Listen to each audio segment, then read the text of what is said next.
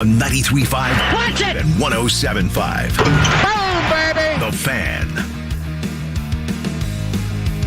So, Kevin, am I correct in saying, because I did not see it, some guy in golf hit the wall in turn 4? Is that right?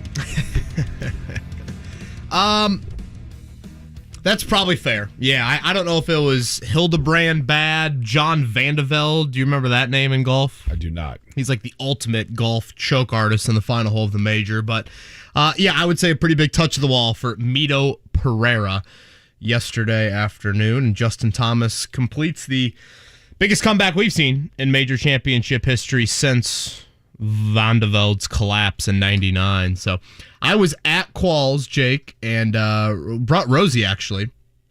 And she lost it right about Rinus VeeKay getting the white flag. So we kind of migrated towards the exits as Scott Dixon went out for his 4-lap historic run. And at that same time, I was checking my phone, and I'm like, whoa, when I get home, this golf might be pretty good. So it was a fun Sunday for me in the sports world. So what did happen in the PGA?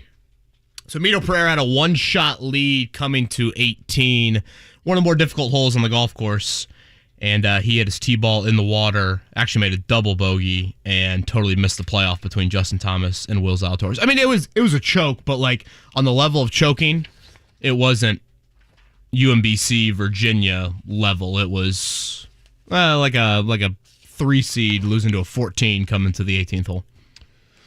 Field is set for the Indianapolis 500. Maybe I was just in a bad spot.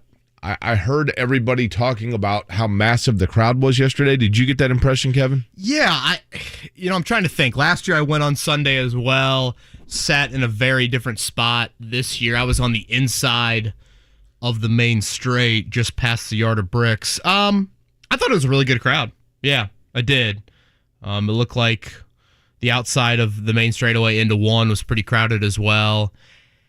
Are you a fan of the new qualifying format? Selfishly, I would like a little bit of bumping. I'm speaking purely as a fan from entertainment. But but you can't have it if you don't have enough cars. Without a doubt. I'm not blaming IndyCar or anybody like that, but I would feel like that would draw a little bit more drama to Sunday. But I thought the Fast 12, the Fast 6, thought they manufactured some entertainment. Yeah, I think that's fair. Manufactured is probably a key word there. But yes, considering you only have 33, what are you going to do, right? I get that it's for television purposes. I think when you're on site, it can lead to a lot of downtime.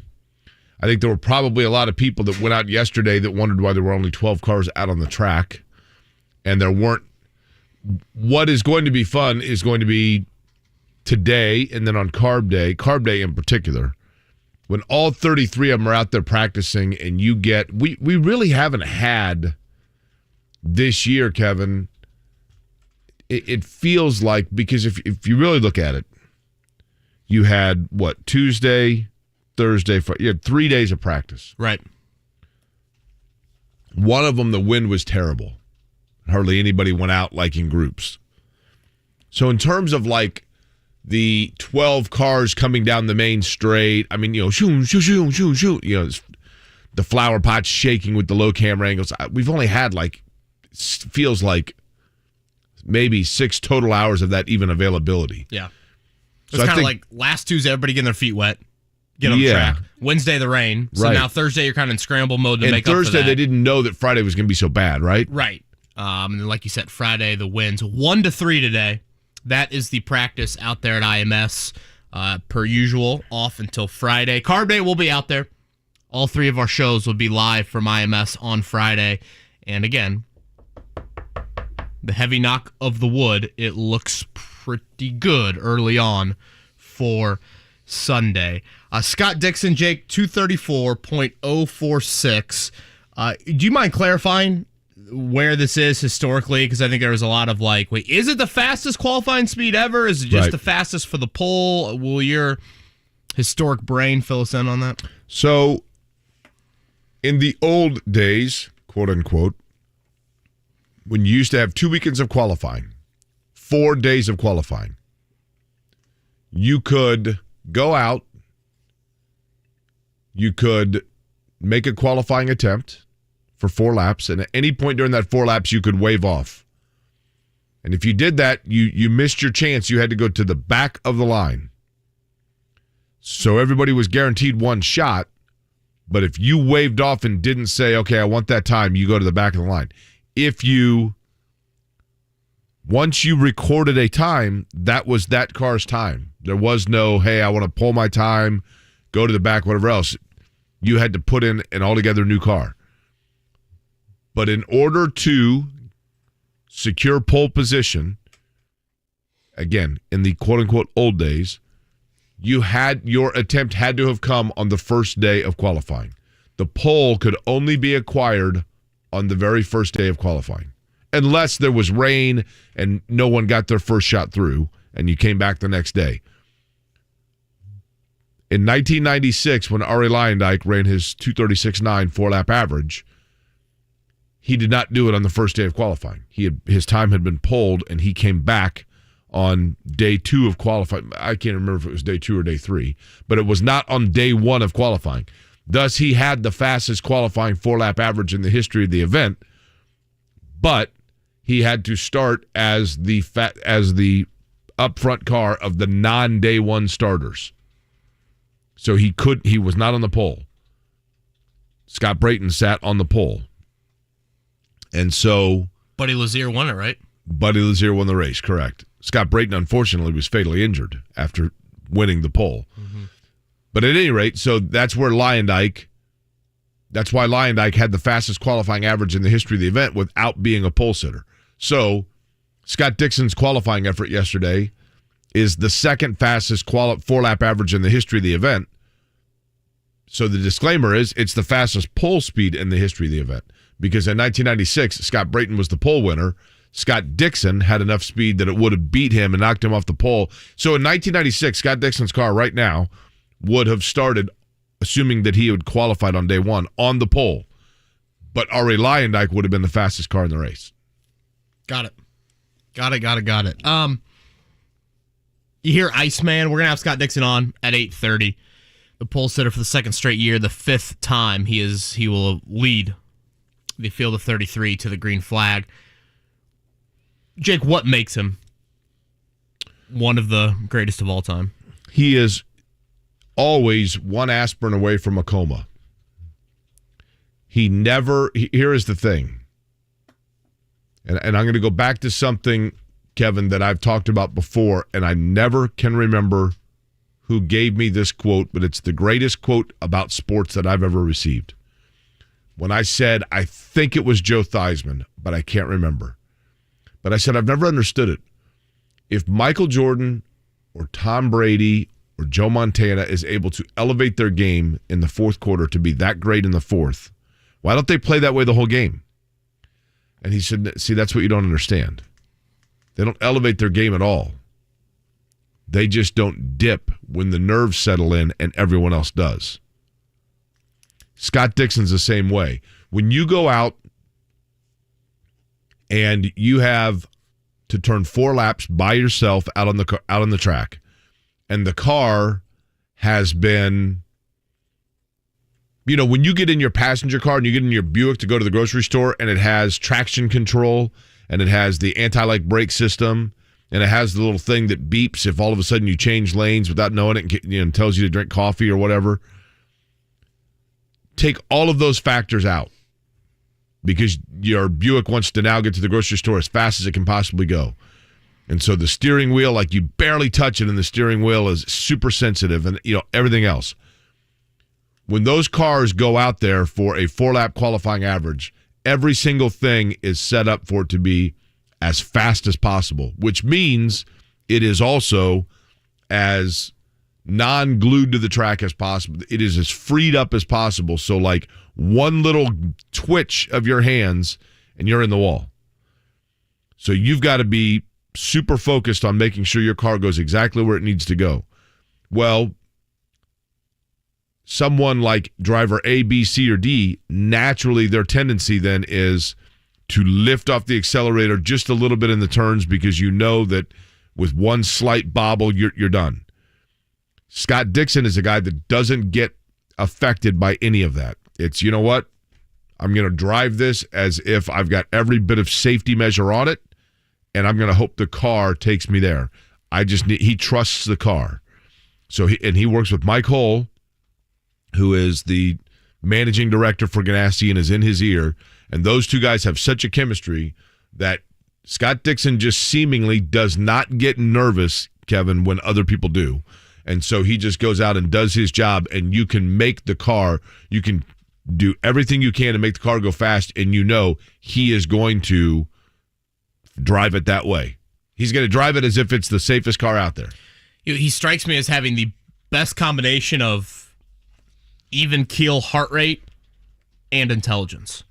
No question about it. He seems brilliant, and like to your point, going over to Mike Hall or going after the Fast 12 run, immediately trying to seek out more information on. All right, we're going to go back out there in 45 minutes. A little bit more cloud cover. What do we need to do to make sure that we secure this pole? Every time I listen to him, I just feel like that is a dude that I want to follow. That's a dude that I trust. I'm going to watch his actions and kind of follow the leader there. And honestly, I think Alex Palou, his teammate, who will start next to him in the middle of row one, we talked about this late last week. Out of him, Pato Ward, Colton Herta, I feel like Palou's got a little bit of that temperament where it is a little bit Agreed. Even keel, and I think that's so critical. So that is row one. Scott Dixon, Alex Palou, and then Rinus VK will be on the outside of one. So the lone Ed Carpenter rep there, or the only non-Chip Ganassi rep. I can't remember who I predicted as the front three rows. I thought I jotted that down here. I thought you had VK on the pole. Does that sound right? That sounds right. Okay, you had VK. Yeah, you got row one right. Just not in that order. VK, Dixon, Palou is what you had. Okay. Who'd I have for two? Two, you had Sato, Pato. Oh, that sounds great. Sato, Pato, and Carpenter. So. Okay, so two I got. Two of them. Well, two in the Fast 9, I should say. Yeah, because Pato's the inside of three, right? Yes. And then row three, Jimmie Johnson, Herta, Malukas. So you had, 5 of the 9? Yeah, Herta really fell off, obviously. Yeah. And I guess I had 5 of the 9 as well, now that I look at mine. And Malukas actually just outside the top 12. I almost got Malukas right. Yeah, my row one certainly did not pan out. Let's go over just how the Fast 12 played out. We'll start with row 4. It's Takuma Sato, kissed the wall on Saturday. He had a pretty wild Saturday there. He will be on the inside of row 4. Will Power, the lone Penske car in the Fast 12. He's in the middle of row 4, and then Jimmie Johnson. So that is some star power in different ways. Totally. There in row 4. Row 3, very inexperienced trio. Yeah, you're right. Pato Ward, his teammate Felix Rosenquist, and then Romain Grosjean. They're the lone Andretti rep, right? By the way, that is correct. And Romain Grosjean, the fastest rookie. Tomorrow we will do the fastest rookie luncheon from the American Dairy Association of Indiana. And they knew ahead of time, and no fault of Jimmie Johnson's. Jimmie Johnson had a prior commitment. So they knew ahead of time that Jimmie Johnson would not be in attendance. So I think the Dairy Association probably was like, boy, it'd be great if another rookie. And for a long time, it looked like, because the fastest rookie is honored, there's a toast for them, and they have all the rookies there on, well, I don't know about on Zoom. Now they'll probably be in person. But it's a fun event, and the fastest rookie is the epicenter of it. So congratulations to Romain Grosjean. By the way, for those that are curious, here's how you say his name. You ready? What do you do to a boat? Blank, blank, blank your boat. Either one of you guys. Row it. Thank you. Row, okay? How does an Italian refer to his mom? I'm trying to think of how, like, who says ma? Like, hey, ma. I think Will Ferrell says, Ma, the meatloaf. Okay, yeah. There you go. And Wedding Crasher. Yeah. So, Roma. Okay. Grow, like you grow a plant. So we don't do the N in the first name. Correct. Jean. Romain. Like Jean Morant. Grosjean. Romain Grosjean. Boy, that is super French. Totally. But I asked him once, I'm like, how do you introduce your name? Like, if you say your name, how do you say it? And he's like, Romain Grosjean. I mean, the N kind of subtly comes in, but it's Romain Grosjean. Okay. Jake, he's the outside of 3. Jimmie Johnson's the outside of 4. I think my eyes will be glued there early in the race. Yeah, I would agree with that. And then if you look, who's outside 5? Another guy that can carve his way through the field, Santino Ferrucci. See, Ferrucci's going to be aggressive, and Ferrucci's the one, I'm telling you. You have to look at, I'll tell you another area that's really interesting. Ferrucci's not used to starting that high. Correct, and Ferrucci can flat out bend the wheel. Now, here's the other one that's interesting. The most experienced row, perhaps, in terms of versus where it's starting, or not experienced, but just one where you look at it and say, okay, here are three guys that are all three starting way further back than they expected. Ooh, Colton Herta. I was going to say, can I guess? Yeah. Colton Herta, Scott McLaughlin, and Elio, right, in row 9. What's interesting is right in front of them, you got two guys right in front of them that have crashed on lap 1, and Devlin DeFrancesco. Who has crashed a few times this year. Correct.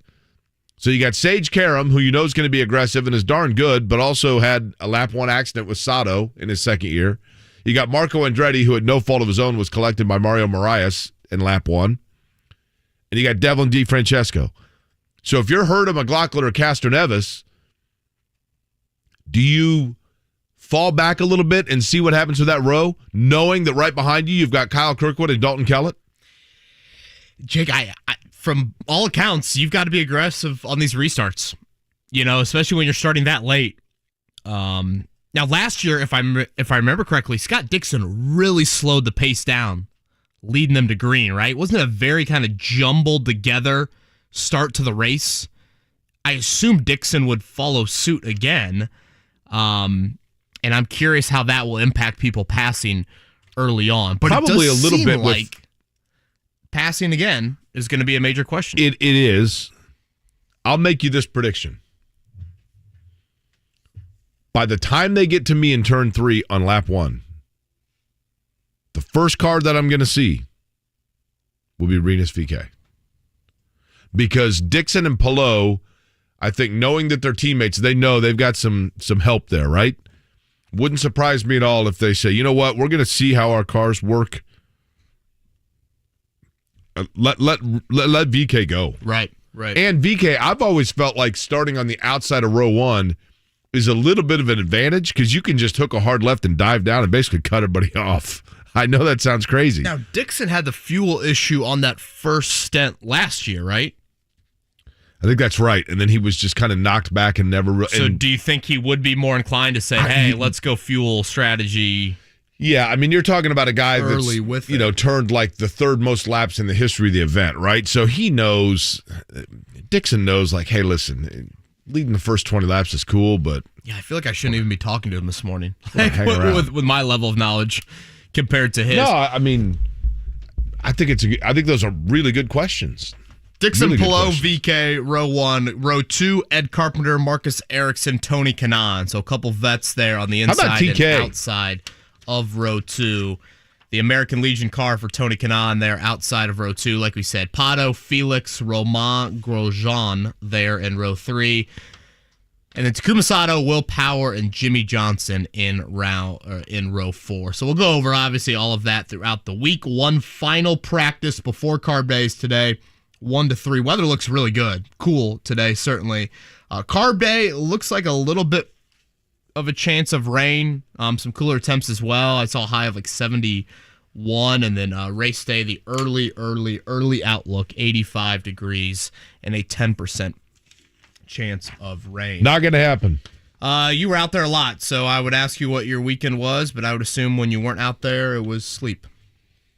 That's pretty accurate. No, I went, I had a nice dinner on Saturday night. Friday night, was it Friday night that I was at? I think it was Friday night. Friday night, we gave away some Miller Lite tickets. Miller Lite Party Deck at the District Tap. Thank you to Miller Lite. And then, like I said, Saturday night, I went to dinner. Yesterday was out there pretty much all day. I had a ton of homework to do. I'm taking organic chemistry and molecular biology. Why? And that was easier than algebra? Are you kidding me? They told me it was like a 100 level class. I signed up. I just want to spend the 10 minutes with Scott Dixon asking him questions for your homework. 300 level physiology class. I'm like, well, this might have been we had 22 assignments in week 1. That seemed heavy, doesn't it? God, yeah. that seems a bit. I thought it was. I was like, wait a minute, is this a mistake? Are you going to Wharton or some? advanced schooling Honestly, here? I was like, literally, I wanted to call Mottman and go, hey, you want to save me a second time? That sounds like hell on earth. That I'm not gonna literally lie. does. It'll be Trackside and Beyond the Bricks again tonight, and then Heat and Celtics will pick up that Game 4. Miami looking to go up 3-1. The return of Kyle Lowry, huge for them. Unfortunately, it's been just an injury-riddled series by both teams there, but Miami, a massive win on Saturday. That was big. The Warriors, they go up 3-0. Andrew Wiggins continues to be absolutely massive for them. So Golden State can clinch tomorrow. Miami trying to go up 3-1 tonight with that series. Still in Boston for Game 4. Then shifting back to Miami. Expected and great news for Mike Woodson and the Indiana Hoosiers. We'll cover that. Are the Colts making a very notable signing at quarterback? We'll sneak that in as well. A lot of race talk today. Again, Scott Dixon at 8:30, Curt Cavin at 8 o'clock as well. Kevin and Query, what looks like to be another nice Monday morning here, 93.5, 107.5, The Fan. This young man oozes confidence. Scott Dixon. Ideal condition for the Iceman. Scott Dixon continues to go fast. 234.162. Could be a record pole speed run for Scott Dixon. Fans on their feet. If you're talking about it. Rockets his way through turn number 3. We're talking about it. Lap number 4 in the books for Scott Dixon. He will start on pole for the 106th Indianapolis 500. 93.5 and 107.5. The Fan. You need a lawn care pro and a pest control pro. You can have both in one guy. You. DoMyOwn.com will help you get there with pro products, pro knowledge, and pro support. DoMyOwn.com for the pro in you. Let's go to Vegas, Colts fans, with BullseyeEventGroup.com. Private air charter and a direct flight with a 2-night weekend travel package at Caesars Palace. It's Vegas, baby. Get your spot now. BullseyeEventGroup.com. Skip the long lines and high cost at the banks and get pre-approved today for your next home purchase or a refinance at thehomeloanexpert.com. NMLS number 1326241. It's a fact. Only 0.0001% of people will ever step up to the plate as a pro baseball player. For the rest of us, there's BetRivers.com Sportsbook app. Featuring same-game parlays, you can combine different bets all from the same game. Totals? Bet 'em. Spreads? Bet 'em. Player props? It's a home run. Download the BetRivers.com Sportsbook app today. It's a whole new game. Must be 21. Must be located in Indiana. Gambling problem? Call 1-800-9-WITH-IT. 1-800-994-8448. My crusade for the perfect pizza crust has led me here, pining over a backyard wood-fired oven. But how do I bake this build into my budget? Where can I get some solid guidance on my finances? Who can help me understand if I have the dough for this? A little financial advice. At Regions, we know that's important because your Life Green checking account comes with Greenprint, financial planning with a banker who will help you create a personal budget and live in the moment. Make your appointment at Regions.com/Greenprint. Regions Bank, member FDIC. Helzberg Diamonds presents the guy who found the perfect ring. Jake needed an engagement ring, so he did his research, asked his fiance's best friends for advice. She wants emerald cuts. Definitely. And he went to Helzberg Diamonds. Jake knew that Helzberg's been in business for over 100 years. That means quality. And with their price match guarantee, he'd get a great deal. And she'd get the ring she's always wanted. Way to go, Jake. So be like Jake. Find the ring of her dreams at a Helzberg Diamonds near you or at Helzberg.com. Hey, Shannon V, you know I'll never forget the first time someone pointed out the bald spot on the back of my head. That's why I went to We Grow Hair Indy. Here's Darren Andrews to tell you more. For over 20 years, we've been restoring hair for men and women with every type of hair loss and every ethnicity. No matter the reason for your hair loss, we're here to help. And our friend Rajiv Ram, two-time Olympian and tennis professional, can attest to this. I wanted more hair, and they have the best technology there is for it. We Grow Hair Indy cared about me and did exactly what they said they would. The results have been amazing. I had the multi-unit hair grafting procedure, and I loved that they could fill in my thinning hair on top of my head.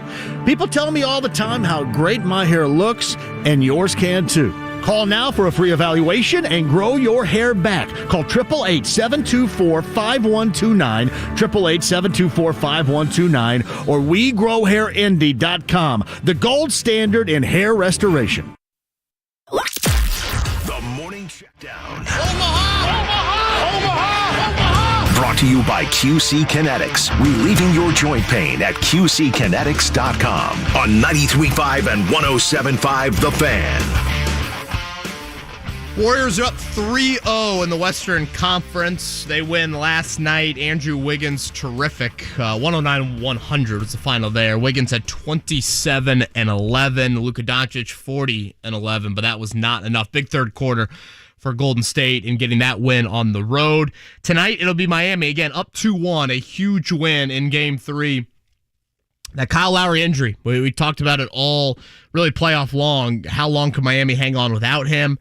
He returns the lineup. He was big. They had 19 steals in Game 3. Now we're on kind of Jimmy Butler injury watch, a little bit of Jason Tatum, Marcus Smart again. So Game 4 tonight in Boston at 8:30. By the way, how about Miami? I mean, I know that we just mentioned it, but that was impressive in Game 2. Yes, very impressive. And again, I just think Lowry makes such a difference for them. I think him and Butler just give them an edge. Well, and Adebayo was huge. And the presence, Bam was really when really you can good. go through Bam Adebayo and facilitate, you got something going there. St. Louis yesterday, Major League Baseball over Pittsburgh 18-4. It was the Cubs 5-4 over the Diamondbacks in interleague play. Easy for me to say. I get choked up thinking about it. How about the Redlegs, man? Break them up. 3-2 winners over Toronto. Well, an emotional Joey Votto getting a home run, the game-winning home run in the 8th inning there. His hometown team, if you will, over the Blue Jays. The Reds now start a 4-gamer with Mark's Cubs, so I'm sure there will be just a lot of clean fun on the show here over the next few days with that. Tigers over the Guardians 4-2. White Sox beat the Yankees twice, 3-1 and 5-0. All right, NASCAR yesterday. Race results from, where were they yesterday? The All-Star Race, Texas Motor Speedway. You guys give me a number. We're going to go with a lifetime supply of their sponsor. Always a fun game to play. 13th, finished 13th yesterday for Kevin Bowen was Kurt Busch.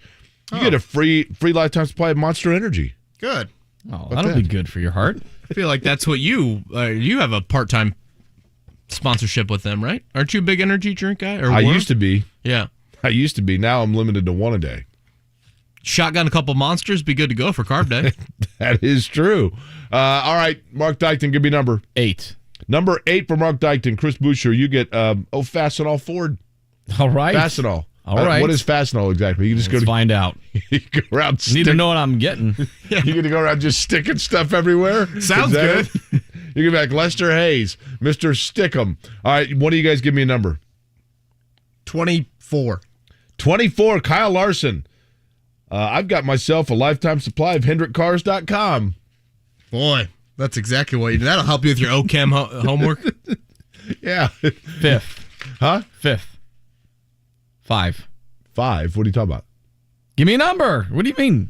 Oh, geez. I thought we were still doing it. No, we all have our sponsor. But, no, but I want another one. Fastenal is all duct tape and everything else. Mark wants all 33 numbers. What am I doing with duct tape? Are you just fastening yourself to every sponsor now, apparently.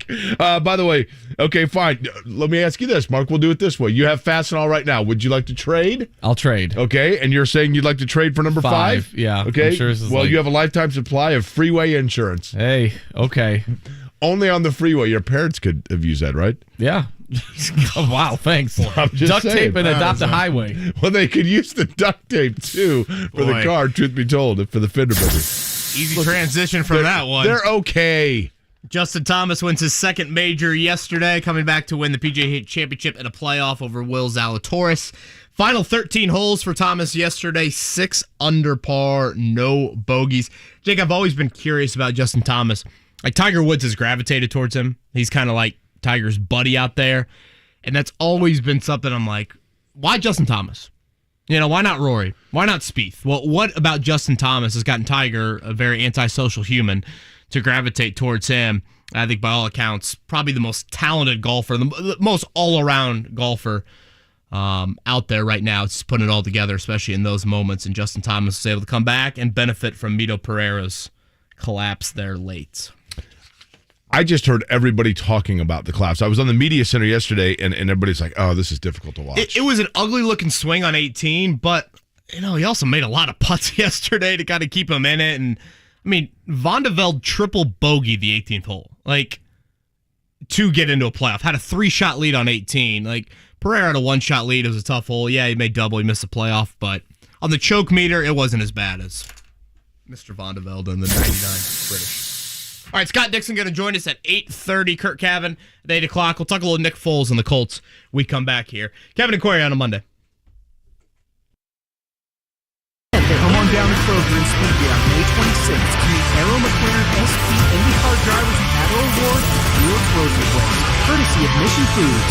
The event will take place from 6 p.m. to 7 p.m., so stop by for your chance to take a photo or get an autograph before the 106th running of the Indianapolis 500. There will also be samples from Mission Foods, a real Indy car, and a McLaren supercar. That's Kroger and Speedway on Thursday, May 26th. You won't want to miss it.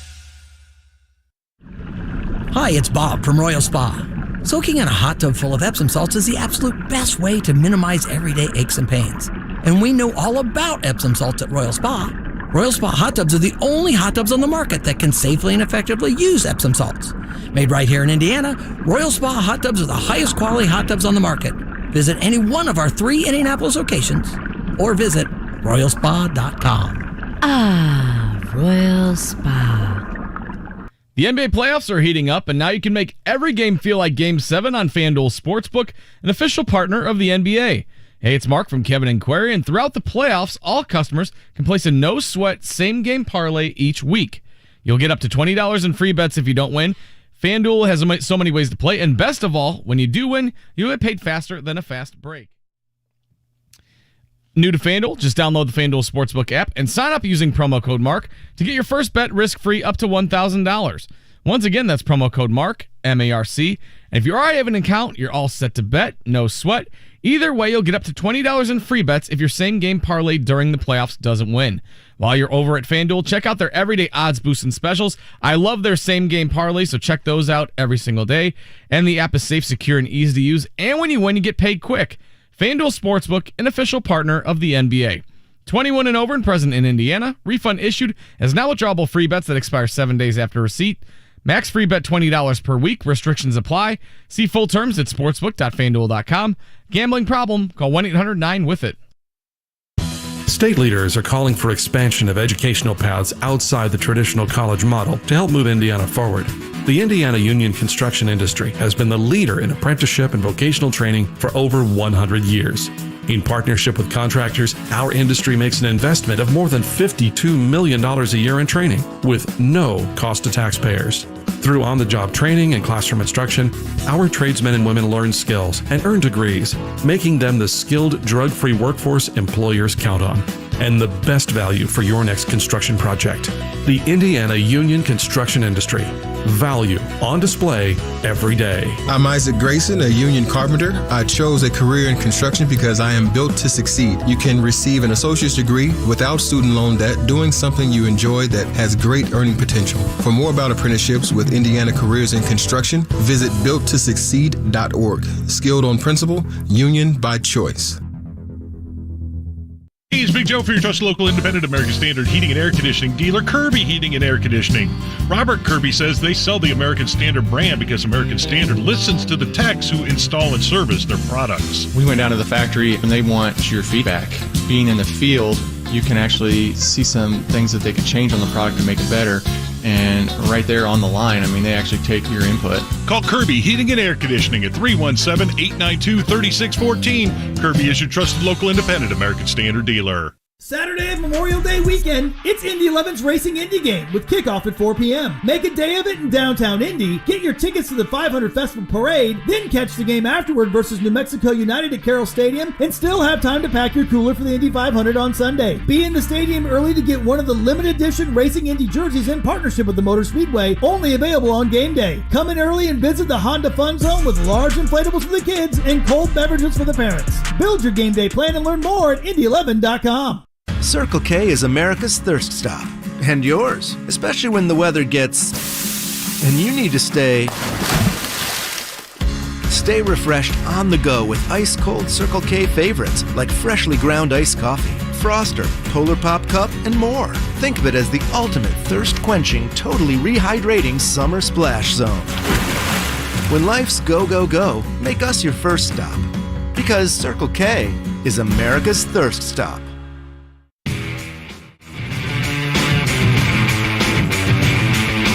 You're listening to Kevin and Query on 93.5 and 107.5. The Fan. Jake, we got to give out some race cars This week, numbers 1 through 33, right? Well, I got to thinking about this. Now, this is the one issue that I think you guys have learned about working with me. Sometimes we go with stuff and then I forget about it. You said the one issue, just one? Well, just wanted to clarify. I've got a list of grievances myself. Yeah. I've got one of those Cleveland Brown quarterback T-shirts for my issues. I'd like to know Mark's list of grievances. Right at the top of the list, making fun of Mark's parents' accident 5 minutes ago. I did not. That just moved up to the top of my list as well, Mark. I don't believe I made fun of it. I just, I gave you a sponsor that you didn't seem happy with. Then you're just throwing numbers all over the place. Tomato. I believe it was one of those too soon jokes. Okay. So we still have Darnell, who had Kansas, and I still have my list of the tournament winners. I think Reed had Norfolk State for the biggest blowout. So now we will combine winners, and we will all go to, I think we're supposed to go to Garfield Brewing and drink beer and hang out, right? Or Cokes, whatever. I mean, we got to give winners for what? First out and the winner? Here are the 3 ways you can win in the 500 if we do our number draw. Yesterday, Valerie asked me if she said, do you need your random numbers? And I said, no, I think we're good. But if we want to do it, and it appears by demand we do, then there are 3 ways to win. And most of this winning, by the way, is bragging rights. Let's be real. You can draw the winner, you can draw the first out, or biggest mover. Now, the obvious tiebreaker being, if someone starts 25th and finishes 12th, and they move up 13 spots, and somebody starts 15th and finishes 2nd, my tiebreaker, Jake Query rule tiebreaker here, it's the one that starts the furthest back that wins the tiebreaker. Oh, okay. Not because the best finisher. Right. It means you have the more challenging car setup, perhaps. So those are the 3 ways to win. Biggest, very seldomly, by the way, is there a tie for biggest. I actually like that line of thinking there with your tiebreaker. Right. So that gives you a reason. You get Montoya, or for that matter, Elio. I'll tell you the guy not starting in the front 3 rows that you got to keep an eye on. We're going to test the. We've been doing this show now, 6 months? Yeah. We're going to see if telepathically you can read my mind. There is a driver that starts outside the front 4 rows. Okay. That I think combined with this driver's ability to understand traffic at Indy, experience level, and team, don't sleep on this driver being one of them with 20 laps to go where you say, wait a minute, where did he come from? He's in 4th, and suddenly puts himself in position. I will go with, certainly not based off car this month, but outside of row 10, Juan Pablo Montoya. Here's the thing with Montoya. I love Juan Montoya's skill. I think Juan Montoya is one of the 33 greatest drivers in the history of that event. I really do. History of it. The only challenge with Montoya knows within the first 10 laps of the race whether Montoya is going for it or he's checked out. The year that Montoya finished 33rd with Penske and he hit the wall, he got out of the car and basically was like, the car was crap all month. And that was it. But if he gets in it, don't they have to figure out his car based off the other two? The other two have been pretty fast, Pato O'Ward and Felix Rosenquist. And some of that is just how checked in Montoya is. Now, last year, he was good. So he's not who I'm thinking of, but I'll just give you the answer. Simon Pagenaud. I was going to say, Matt just DM'd me. Simon Pagenaud. Is he far enough back, Jake, for you to go out on a limb? He's on inside of row 6. I mean, that's not. No, I know. Starting 16th, I'm just saying, he is one of them that. Smack dab in the middle. Wouldn't surprise me at all if after the first or second round of pit stops and whatever else, if you're like, Pagenaud's worked his way into 7th. I don't think that he does it aggressively at the beginning. I think he's very. Last year, he was very methodical. Correct. Is our guy too far back? We'll have him on tomorrow, one final time. Elio, starting 27th. Gonna need. Outside of row 9. Probably gonna need a little bit of a pit sequence assistance. Like pitting at the right time after a caution or, one of those kinds of things. He seemed confident when he was on the NBC broadcast last night. I couldn't tell how much of that was just Elio being Elio or if that was legit. Oh, we're still good, even though 26 cars are in front of us. So we'll give away some race numbers. Let's do that starting tomorrow. We'll do that tomorrow, Wednesday, Thursday. We'll be out there Friday. There'll be enough chaos out there Friday for Carb Day. That will give away drivers the next 3 days. Jeremiah points out, only 6 months? Yeah, you're telling me. Only 6 months, right? Where are these people sending you these messages? Well, this is the beauty of Twitter. These people have my cell phone number. They're over here DMing you. Nobody's actually sending me a text message. Jeremiah put this in the public. He knows full well that I need to kind of share in the coping mechanism. I will tell you this. I found this to be a very encouraging site for the health of this radio program. Are you ready for this? We've moved up to 22nd? Close. This is almost as good. As I was entering the Speedway on Saturday, guy comes up to me, stranger, and says, "Where's Kevin?"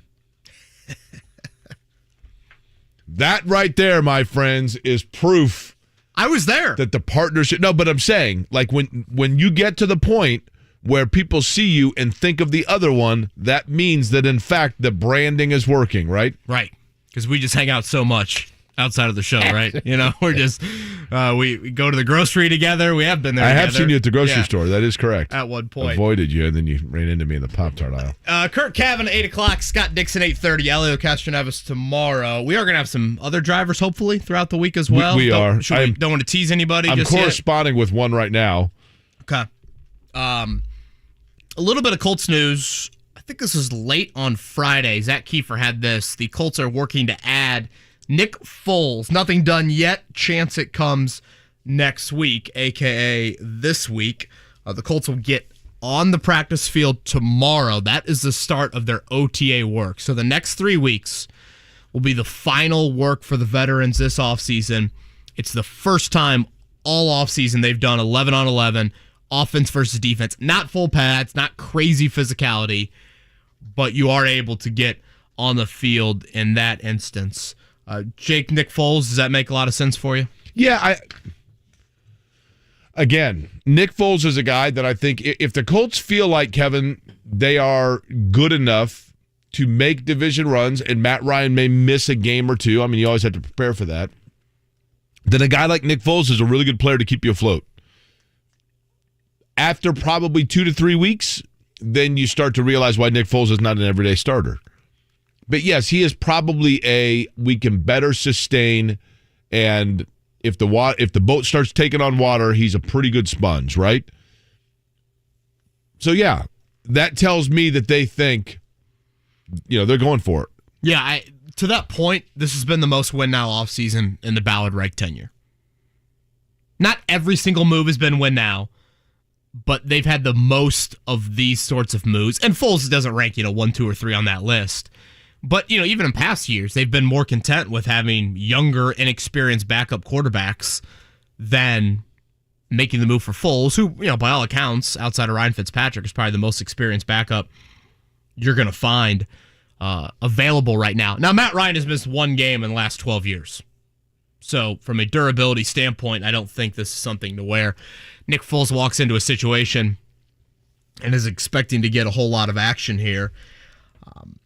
I think ideally, and I'm speaking from my opinion here, ideally, you would have a young, higher ceiling quarterback behind Matt Ryan.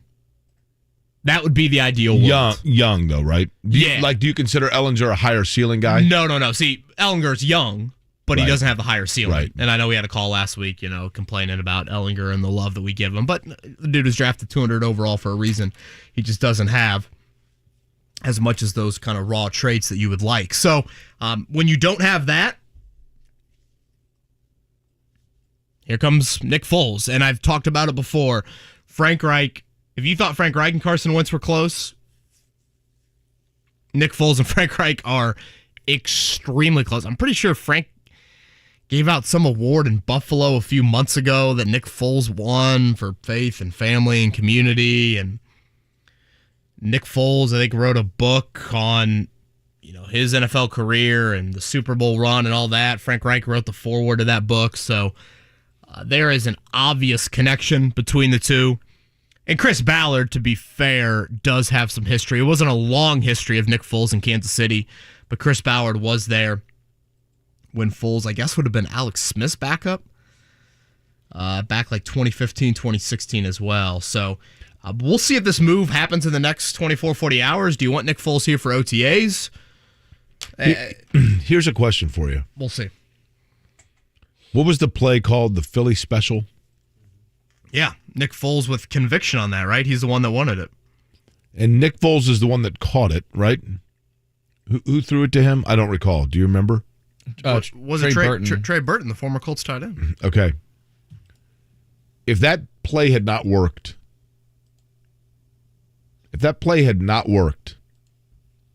either there was a fumbled snap or the pass went too high or whatever.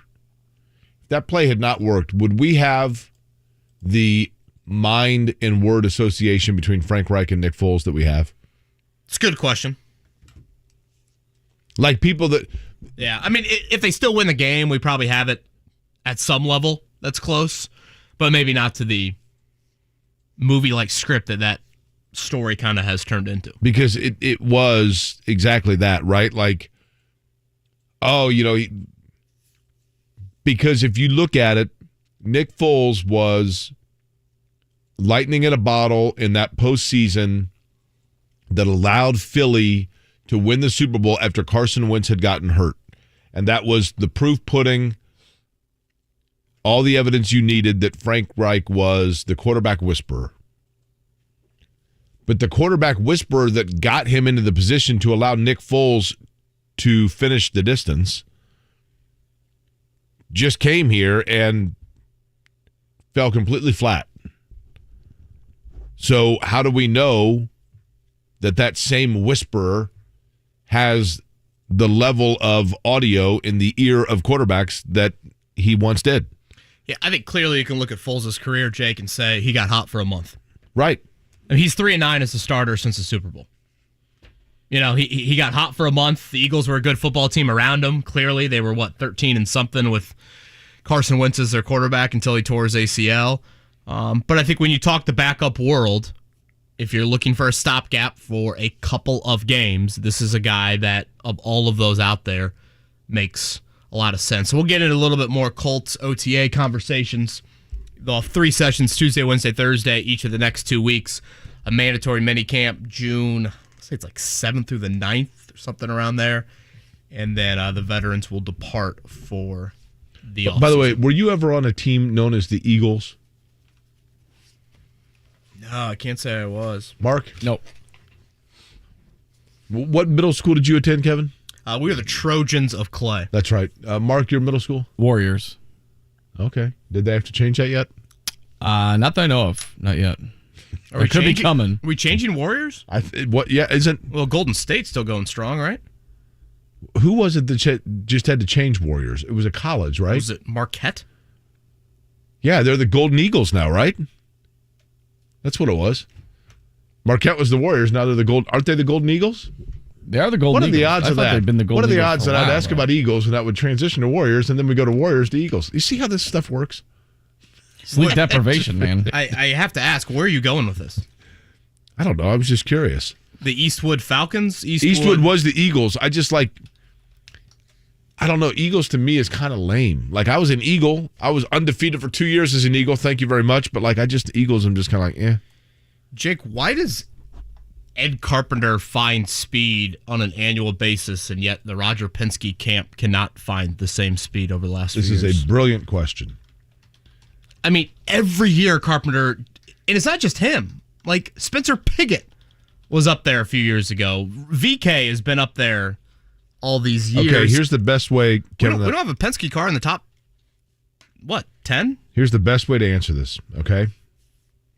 Let's say that you were going to go out and run an 800-yard race in gym class, okay? Like you went yard and not meter there. And, or whatever it is, the two, when you were a kid, 800 meter. Laps. Yeah. Too many for me. So you are getting ready to run it. but you know that it's going to be pretty chilly and windy outside. And you're like, you know what? I can do one of two things. I can either just wear my like little running shorts and my tank top because I don't want anything weighing me down, and I'm going to be cold, and it's going to kind of suck because like the wind is going to wreak havoc on me, but I'm going to try to go fast enough that I don't worry about that. Right?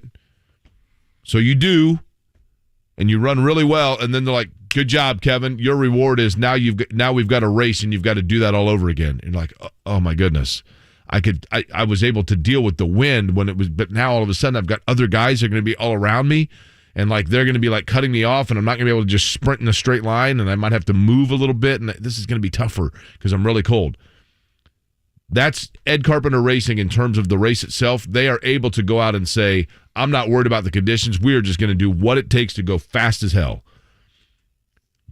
But when it comes to everybody else around us, those things that we kind of fought through to just say we're going to be fast, we still haven't really figured out how to contend with that. Now, Penske says, you know what? It's going to be really windy when we run the race by ourselves, and it's going to be cold, so we're going to go ahead and put on an extra pair of sweatpants. Might slow us down a little bit, but we're going to be really comfortable. And so then, when they get done with their 800 meters, somebody says to them, hey, guess what? You're going to run again with the exact same conditions with a bunch of other guys. They're like, cool, because we already ran it with sweatpants on, so we know exactly how it's going to feel. We're good to go. We know exactly what it's going to feel like to run in those sweatpants. Ganassi has the best setup for both. Ganassi can do either. Ganassi's like, you know what? We can build our cars to go straight fast, and we've worked a ton of it in the wind tunnels and everything else to know exactly what it's like in extra wind with our sweatpants. So we are good to go with either way. So there's race setup and there's qualifying setup. Carpenter, elite level qualifying setup. Penske, elite level race setup. Ganassi, really good at both.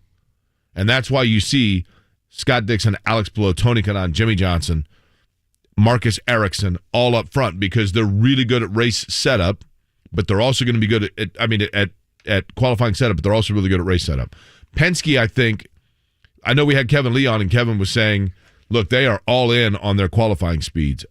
I respectfully disagree with that a little bit because I'm like, their track record is through strategy and race setups, they can work their way through the field. Now, power is But haven't we seen them qualify well there before, and now it's just kind of tapered off in the last few years? We have, but that also was, I think there was some advantage when back in the, when you had two different chassis and they had the right chassis, and, everybody now's got the same chassis. Everybody's got a Dallara. Everything's the same. I really do think they know there's speed in those cars. Joseph Newgarden had some good laps, but I think they really just, and I'm not saying they weren't trying to get up towards the front. Don't get me wrong. But once the Penske team knew, okay, listen, maybe we don't have like the straight line by ourselves speed. So what we're going to do is we'll try a couple of different setups to see which one of our cars we can get up towards the front. And they did that with power. They tried it with McLaughlin and changed a little bit, went out and they missed on it. And so he lost some spots in terms of his qualifying. But they look at it and they go, hey, what we do know is that we can still get our cars up towards the front through a combination of what you're going to see with the Penskes now, Kevin, on race day.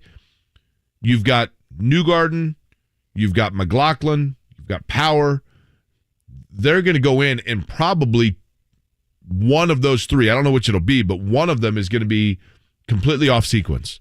One of them's going to pit like way before everybody else or go out and try to conserve fuel and pit way after, because they're going to say, hey, if we got multiple cars here, we're going to take one of them completely off strategy and see if it pays off to basically put our chips on red, black, and then you know what? We're going to go ahead and take one of our chips and put it on the little green thing during roulette.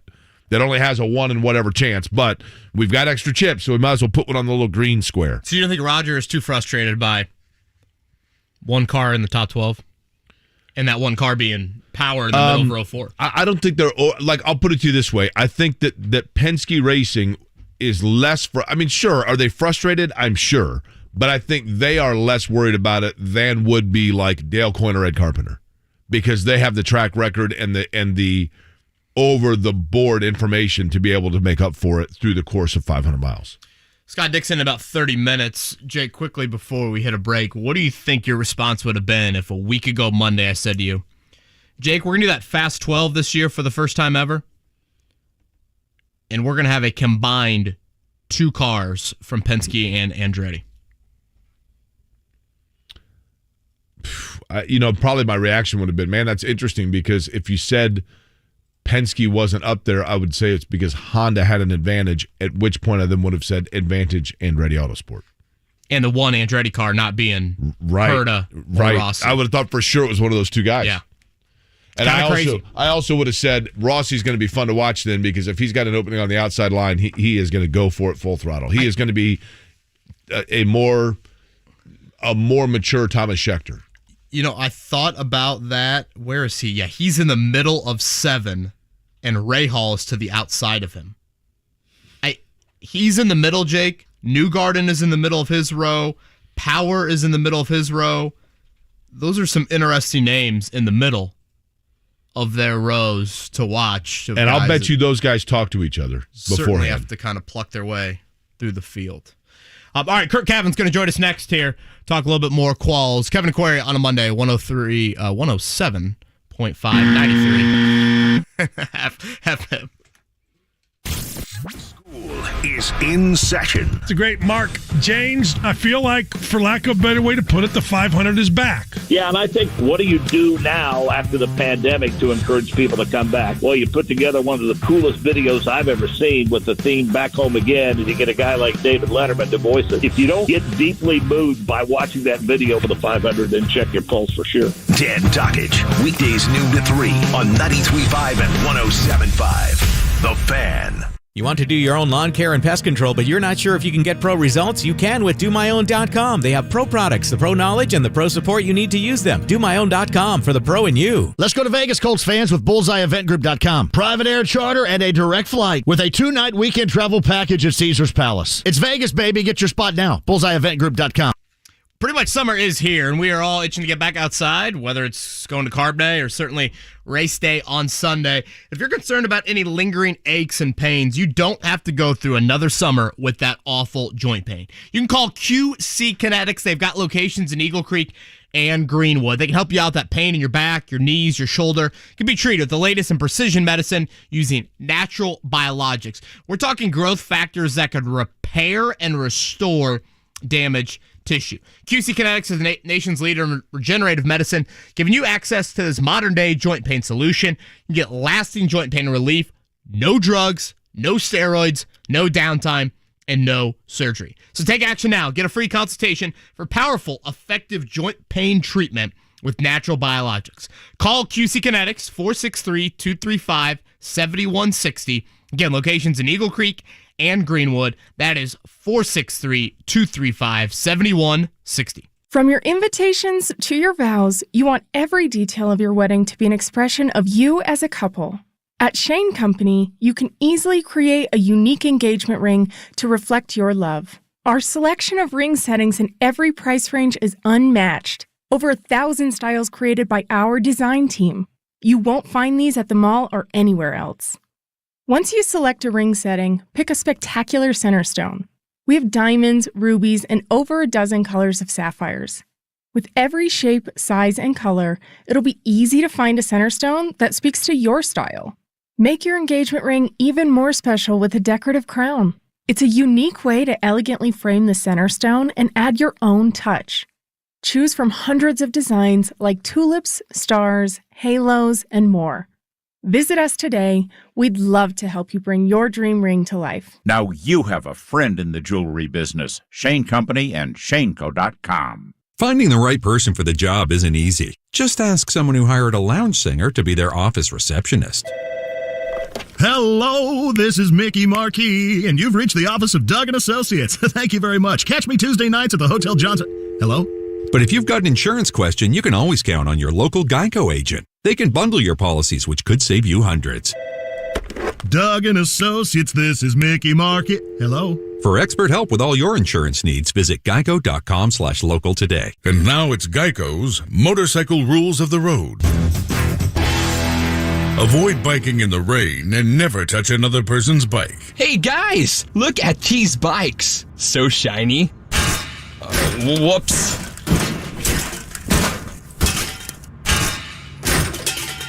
I'm gonna leave a note. Oh gosh, there's more.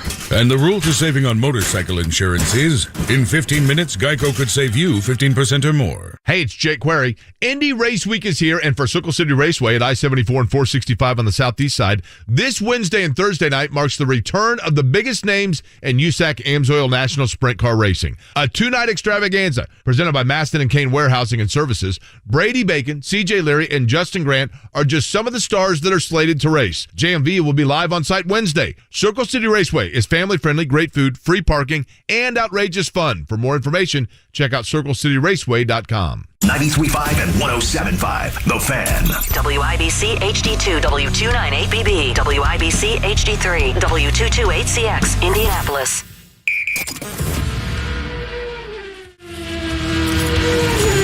Six days to go on 93.5 and 107.5, The Fan. It's Kevin and Query. We'll have some classes at times. Hey, we're calling the plays, all right? Hey, we gotta run the ball. It's down there. We'll run the ball. Can we run it down there? Just play. We run it down. Yeah, Jeff. Okay, so we will. All right, when we call pass plays, block. On 93.5 Boom, baby. and 107.5, The Fan. 33.859, fans on their feet. Lap number 4 in the books for Scott Dixon. 233.726. The 4-lap average is fast enough. 234.046 miles per hour. The 4-lap average for Scott Dixon, again, 234.046. He will start on pole for the 106th Indianapolis 500. We pull number 5 and back-to-back for Scott Dixon. He will lead the field of 33 to the green flag here in 6 days. Jake, I always feel like this is one of the longest weeks of the year. No, well, yeah, it's hard to argue that. It seems then in retrospect it goes really quick, but yes. Clock just crawls till Sunday, about 12:45, I believe, for the green flag. Our next guest, Scott Dixon's going to join us here in about a half hour. Next guest, you've heard him every single night here in the month of May. Once again tonight, trackside at 7 o'clock. Curt Cavin is with us here. Curt, I assume that was no surprise to you. Was it a surprise to see the number, I guess, that Scott Dixon threw up yesterday, considering he had just gone out, about an hour, 90 minutes earlier? Well, there were some people around the press room saying, would you rather take Scott Dixon or the field in Fast 12 qualifying? And I said I'd take Dixon, but I didn't really have a firm conviction on that one. I thought Palou would be competitive, and he was. I really thought the only option was, or the only threat was VK, given how brave he is and how, and really how, competitive that car and that team has been in past Indy 500 qualifying. So it was Scott Dixon's to lose. Curt, let me run something past you, and then I want you to tell me if you find it to be totally absurd. I had this feeling going into yesterday. It felt like everything was kind of shaping up for. There has been so much over the course of his career, understandably and rightly so, about Scott Dixon's magnificent career, that it felt like, he's going to sneak up and win his second race in a year when he is least expected to sneak up and win his second race. Because in every other year, there's been so much microscope and spotlight on him. So I kind of felt like this year, Scott Dixon was either going to win the pole or the race, but it was unlikely he was going to do both. Does that make sense at all? Well, it does, and I liked where you were headed initially. He has been kind of overlooked a little bit this month, which is unusual for him. He started second, first, and first in the last 3 Indy 500s, and had the dominant car really in the past 2 races, but we haven't talked about him. He's not been very happy with his race car this month. He has, we talked about it a little bit yesterday on the various broadcasts, but he was kind of in the dumps a little bit, which is unusual for him. He's not he's not always really optimistic, but you can see his confidence. I hadn't seen it much this month. So if it works out that he wins wins from the pole, which he did in 08. I think this is, certainly really big for him, and it would be somewhat of a surprise given where he's been in the championship this season and where he has been this month. I mean, he came into the event 5th in the standings. That's kind of not Scott Dixon like. So yeah, he's been a little overshadowed the last maybe 18 months, and this would be a great one for him, obviously. Okay, Curt Cavin is our guest. Let me preface this question, and again, because I'm under the understanding, Curt, and respecting the fact that a lot of people listening are not to the level of race enthusiasts that like you and I are, you know what I mean? And so speaking a little bit more generically, but there are two ways to have a fast car. There's a fast qualifying car, and then there's a fast car in terms of how it responds with 32 other cars on the track with it. Those are two totally different things to try to achieve. When you look at the qualifying order and the roster for this race, who has the greatest disparity between the car that they went out and qualified and the car then and how it will perform with 32 other cars on the racetrack? Well, that's an interesting one. That's one of those Jake questions that's really good. I guess I would, if I were looking at somebody who was not in those first one or two rows, and who I thought could be, somebody who drives toward the front pretty quickly, I think I'd start with Colton Herta. He's looked really good, and I'm surprised he's that deep in the order. So I think that would be one. But the thing is, as I look at this field, the reason why it stacks up really well for Scott Dixon is his experience and his dominant car in the race. It isn't just the car; it's how experienced you are to get the car where you want it toward the end of the race, and he has consistently been able to do that. And I look at the top 12, for example. I don't see a lot of drivers there that I think can beat him, on experience and speed. Obviously, there's a couple there that have shown well, but consistently at the front, it's the guys who are in the back. And they just have more variables to drive through. They got to get through the first lap. They've got to, manage the traffic. It's difficult to pass. So you may have a good car like Colton Herta in the back, or Leo, or Joseph Newgarden. Those would be guys you'd be watching for. But they're so far in the back that it would concern me. And I think that's just more edge to Scott Dixon. He's Curt Cavin. Again, you'll hear him and Kevin Lee all week long, as you have all month long. Trackside begins at 7 o'clock tonight. Curt, one of my favorite things that you and Kevin do this week is kind of break the field up into tiers. And if I were going to throw tier 1 at you and say you can put 4 drivers into tier 1, obviously Dixon, I know you have a big affinity for Takuma Sato, and for good reason. I would guess he would maybe be in tier 1 as well. Who else would round out those final 2 spots in tier 1 if Dixon and Sato are already in it? So I really like Sato, and I've picked him like 5 of the last 6 years, and he's nearly won 3 of these during that span. I would not put him in the ultimate tier. I think the ultimate tier is really limited, and I think it's just Dixon and Palou. I'm not sure there's anybody else that rises to their level, speed, experience, and team, which is a big factor. So those, my tier 1 might be really limited, but if I had to put 2 more guys in there, well, I think I like Newgarden, because I think he's another one like Jake was talking about. He's going to win one of these, and I think it feels like this kind of a year for him, although he hasn't looked great this month. And the other one might be Pato O'Ward. But I don't put those two at the same level of Dixon and Palou.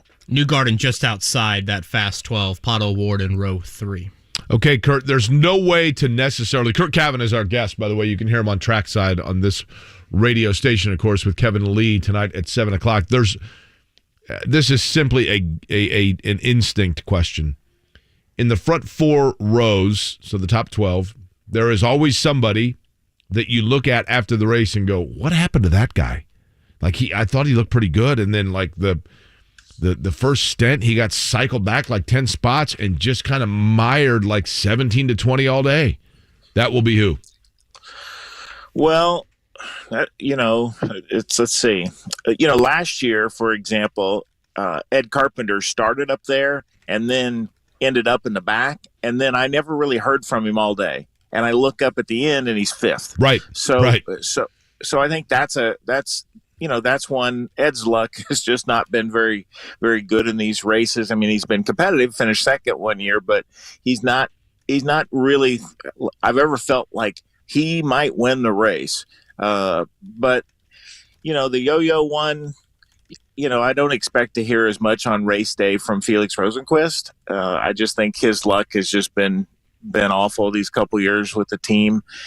So I would probably go with Felix. But this race is odd, and guys will disappear and they'll be in the back for quite a while, and you'll kind of lose sight of them.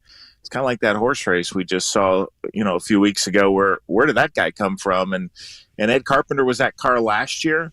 And somebody will fall their way back, and you'll not hear from them. And here they come on at the end of the race. Kurt, we've had a few, I guess, kisses of the wall, but we really haven't had a major incident through practice quals. I don't know. It feels like we at least have one or two through an entire week. What do you point to that? Yeah, I don't know. Maybe it's just luck, but if we get through the 2-hour practice today without anything, we'll go to carb day with really not anything significant on the damage front for any car this month. I thought that kind of all through the 2-hour TV window yesterday, and that we were able to get all that Fast 12 and Fast 6 qualifying in a 2-hour TV window, which is really important. You're on NBC at that point, and one crash delays you 25 minutes, and we never had that, and we would have spilled over on our time, so that would not have been good.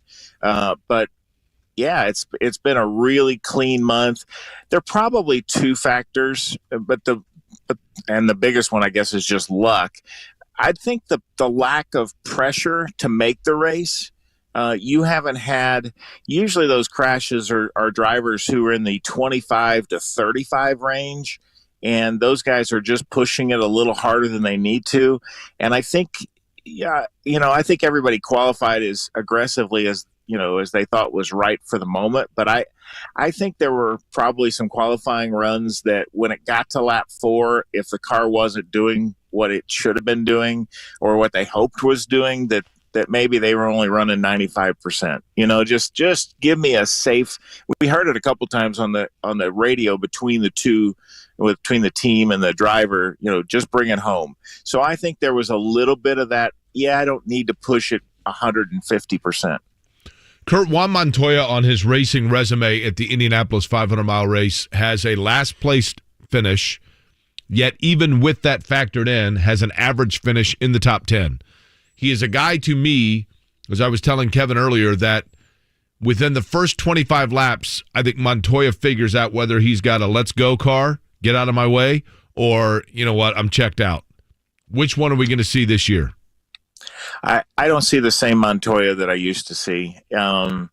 He talked about last year, he's running 6th going into the last pit stop, and he comes out of the pit stop and the car's not great, and he's lost a little bit of the draft. And he said, you know what, I need to be behind some cars, so I might as well finish 9th, because 6th versus 9th to me at this point in my career is not that big a deal. I mean, I was surprised to hear him say that. And then as I listened to him this month, he's just been happy. He's been in a good mood. He doesn't seem as like, I'm going to go out and kill you on the racetrack today. He doesn't seem to have that. And, he's 46 years old. His son's going to be in IndyCar or Formula One in about 3 years. And I think he's really working on his son's career. Now, he could surprise us, but if he's a top 5 car on Sunday, I'll be surprised. Okay, fact or fiction? In his prime, Juan Montoya is one of the 5 best talents that has been racing there since you and I have been covering it. Yeah, I'm glad you said since you and I were covering it, because it's difficult to go beyond that. Right. And so, you got Mears in there, and you got Dixon, obviously, is really talented. And I mean, there's a few that were right at the end of their careers when I started. So I might take, let's say, since 96, and I would say absolutely fact. He's been outstanding. He's run there 6 times. He had the one issue that you talked about.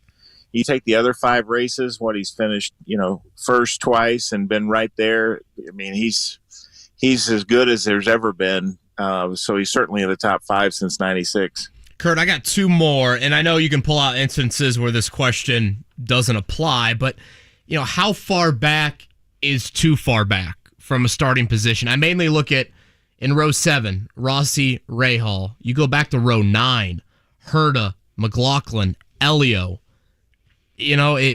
Sure, again, you can pull out 1-2 wins in the last couple of decades where people have started way in the back, Juan Pablo being one of them, a guy that kind of went his way through the field, but it certainly is not the norm.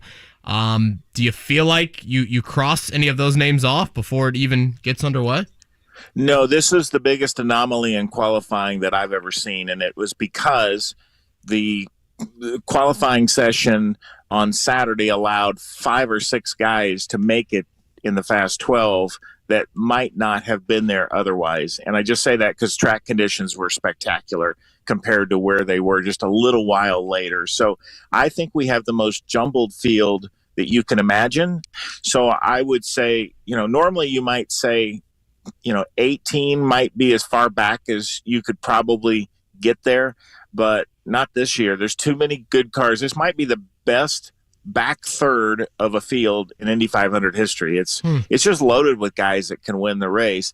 The other thing I would just point to, just going back to the GMR Grand Prix as an example, and it's not really apples and apples, but all you have to have is to get to the front. And Colton Herta on lap 3 pits, goes to a different cycle with the tires, and everybody else comes in 1 lap after him, and all of a sudden he's second or third in the field rather than 15th or 13th or whatever he was. The point is, just one cycle like that, and you can have 2 or 3 of the good guys, we'll call them, competitors for the win, and Elio and Newgarden, go down the list, and all of a sudden they're in the first 5 and it's game on. So this is probably the year where it really doesn't matter where you start, assuming we don't have trouble on the first lap. Okay, and then this is a very selfish question. I'm in one of those Calcuttas, and we've got the draft Saturday night, and it's one of those snake drafts. You get to round 3, you're just kind of throwing a dart at the board to fill out your 3-car team. In years past, a guy that's been unbelievable as a round 3 pick has been Sage Karam. Starts way in the back. All of a sudden you get there to lap 200 and boom, there's Sage Karam showing up. If you look down at that list right now and think to yourself, all right, this is someone that probably isn't, a top 15, 20 name, but they could have a good run, not necessarily win, but just a good run, where would you point? Well, Ferrucci would be a good one. Sage would be a good one. They were both in the top 8 or 9 last year. I think Hildebrand would. I mean, you're talking about probably 3rd or 4th round here in your pick, so it depends on how many people you got. But those are a couple.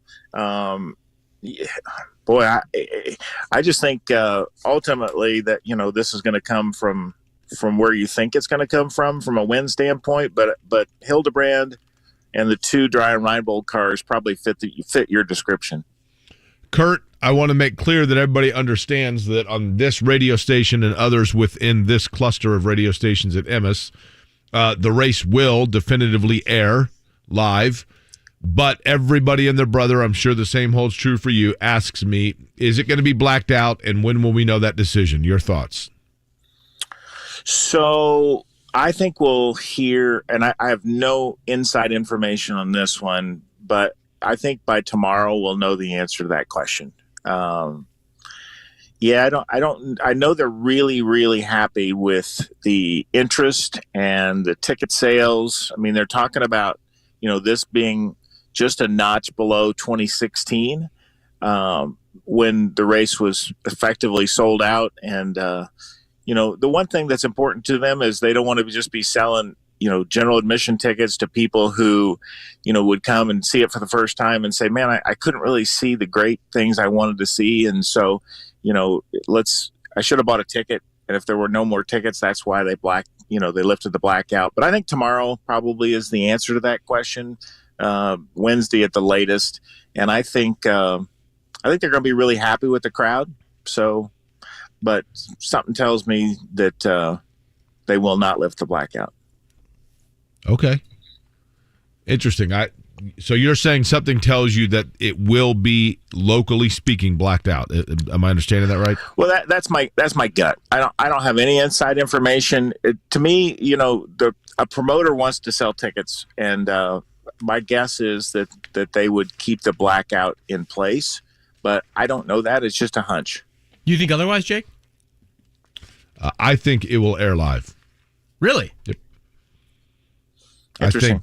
I think, Curt, you tell me if I'm overthinking this, but my thought on it is that the partnership with the television broadcaster is very important to the Speedway, and they want to appease that, and the network knows that a top 25 market that will draw good numbers is critical to their overall number.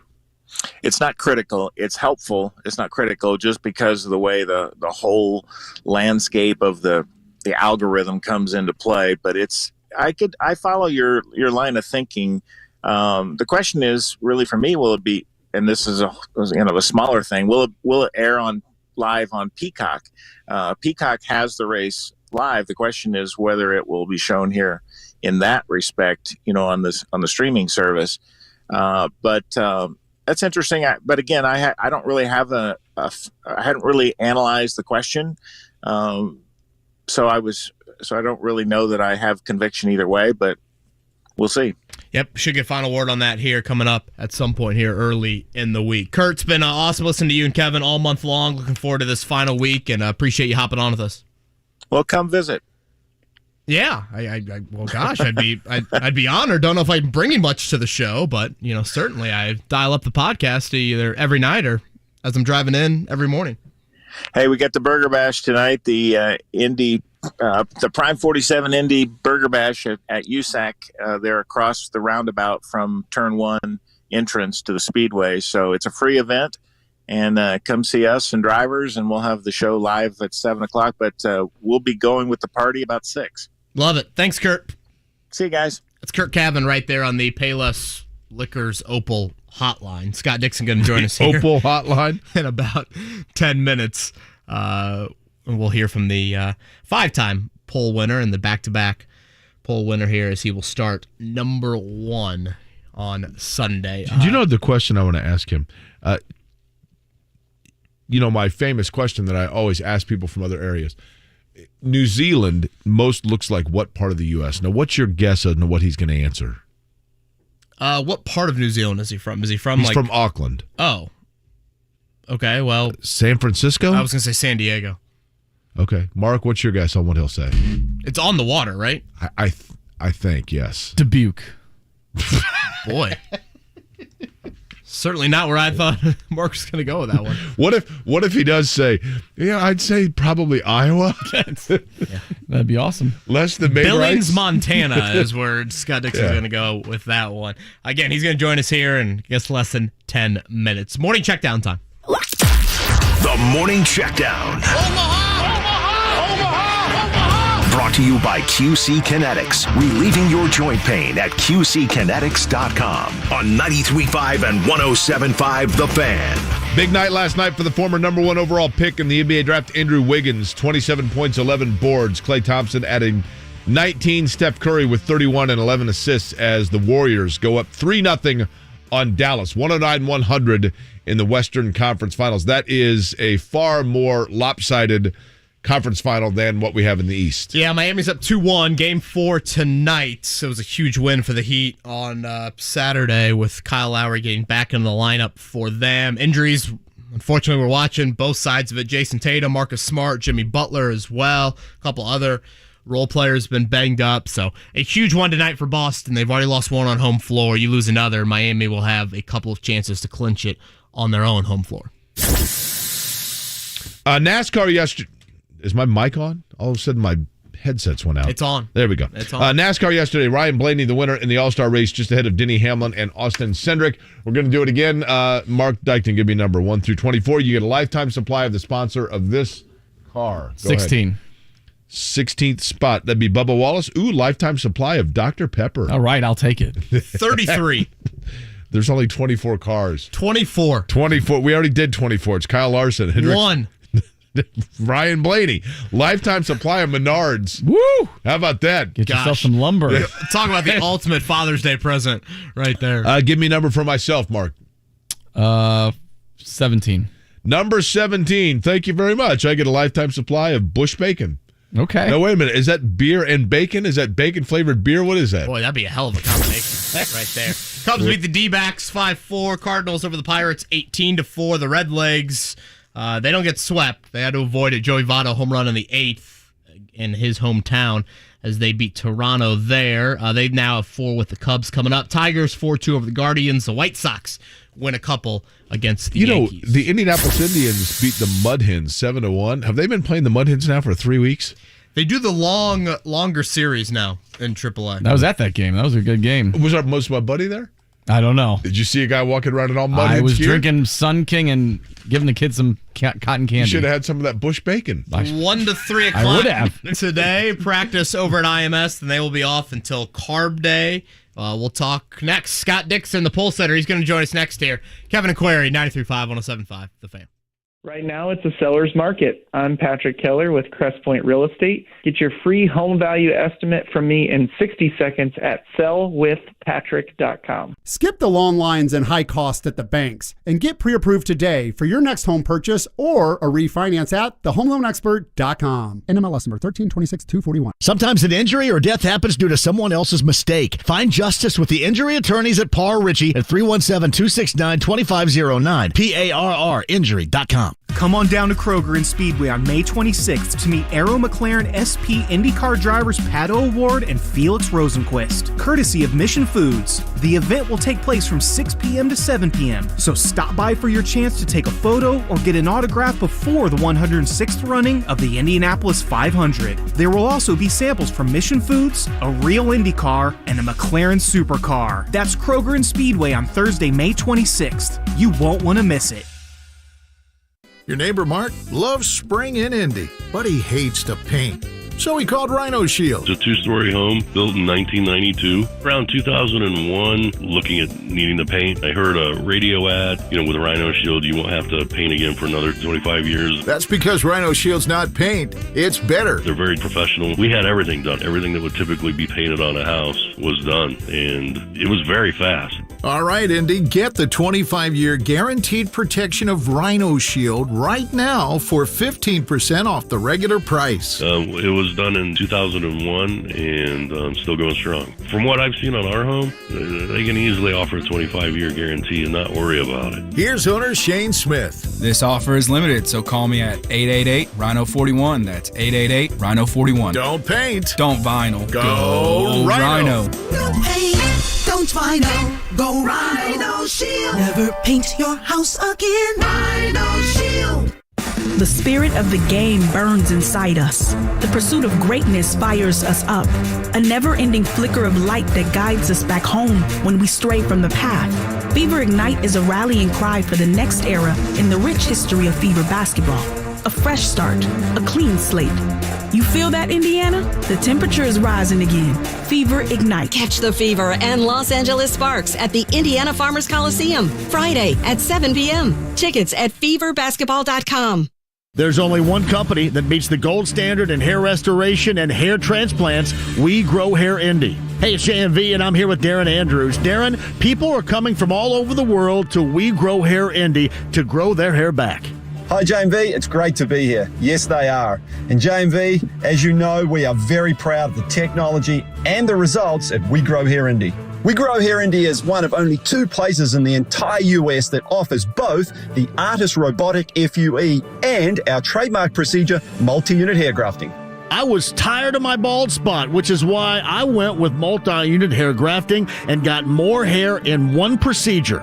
Call 888-724-5129 for a free evaluation. That's 888-724-5129, 888-724-5129, and grow your hair back. The one company that has the best technology and results. WeGrowHairIndy.com, the gold standard in hair restoration. The grass grows taller. Fathers take sons for their first trip to the Speedway. Sons take fathers to their 50th. Family traditions wrapped in checkered black and white. This is May in Indiana. Starting to form in a perfect formation. And this is your station for the month of May. Green flag fly. Elio takes the lead on a turn one. Right home. 93.5 and 107.5. The Fan.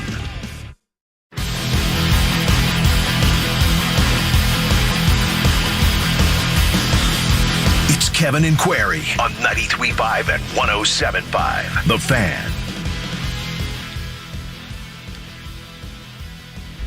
So apparently, a caution flag was thrown into Scott Dixon's daily plans. Jake, we'll let you know as soon as he's out of a meeting. Okay. So do you want to go back to talking about the Colts, Kevin? Which is probably what most people would like to hear about. You know, I thought to myself, boy, you get all 5 cars in the Fast 12s. Doesn't that mean no meetings all morning long for Chip Ganassi Racing? Right? Should be about 5 minutes. It's kind of how I think about it. Should be about 5 minutes.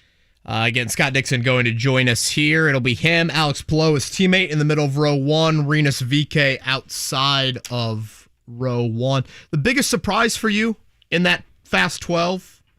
I know Kurt mentioned it with us last segment, Jake. You know, weather and where you drew your, because we did battle weather on Saturday, where you drew your name was big, but the biggest surprise? I thought Rosenquist, to be honest with you.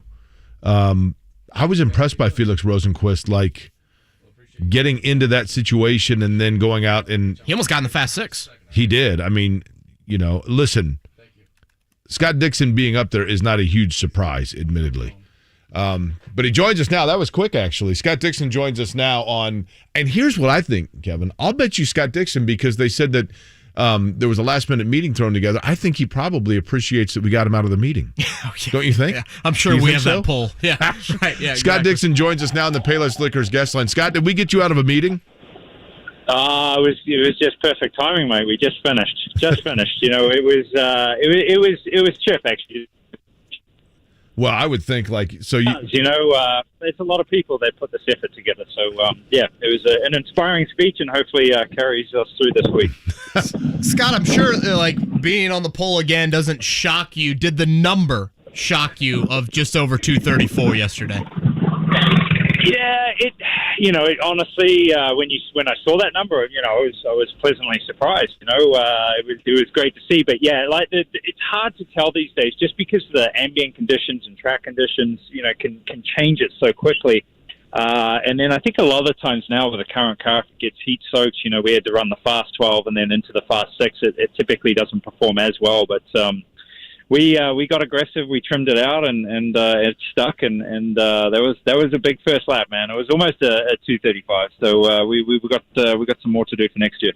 This is a dumb question, Scott, but can you feel it? Like when you're doing those laps, can you personally tell the difference between 2:32 and 2:34?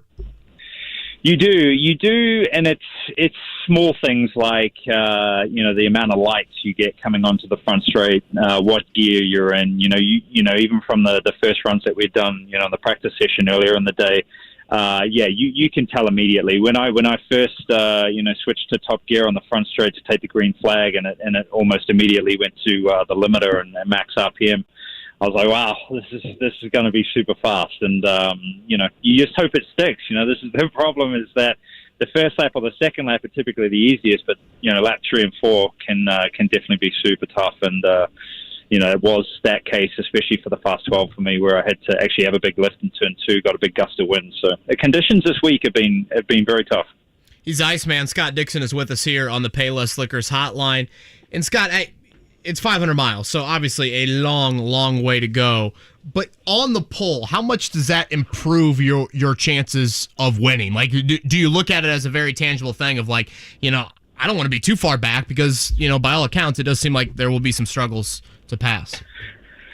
Yeah, there's only one lap you need to lead, man, and that's the last one. So, you know, it is a great starting position, and you know, I feel very you know, very honored to you know, to get the pole. You know, and the amount of effort. I think it's weird. Like, this means so much to the team because the amount of work and effort. This is years of work that goes into getting a car to run that fast, and for Chip, you know, 5 of them in the Fast 12 and you know, 4 in the Fast 6. You know, like, that is a team owner's dream to have the possibility of doing that, So as far as the group effort, it's huge, keeping out of trouble, especially at the start, and, trying to stay near the front. I think the current car and how it performs, you definitely need track position, and you need to be running up the front. So guarantees you zero coming, next Sunday, but puts you in a great position to hopefully, capitalize on it.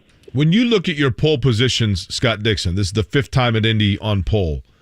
Does it feel any different than the other 4? Does it either better or worse? I mean, does it feel more like dominant? Does it feel more lucky to be there? Does it, how does it feel in comparison to the others?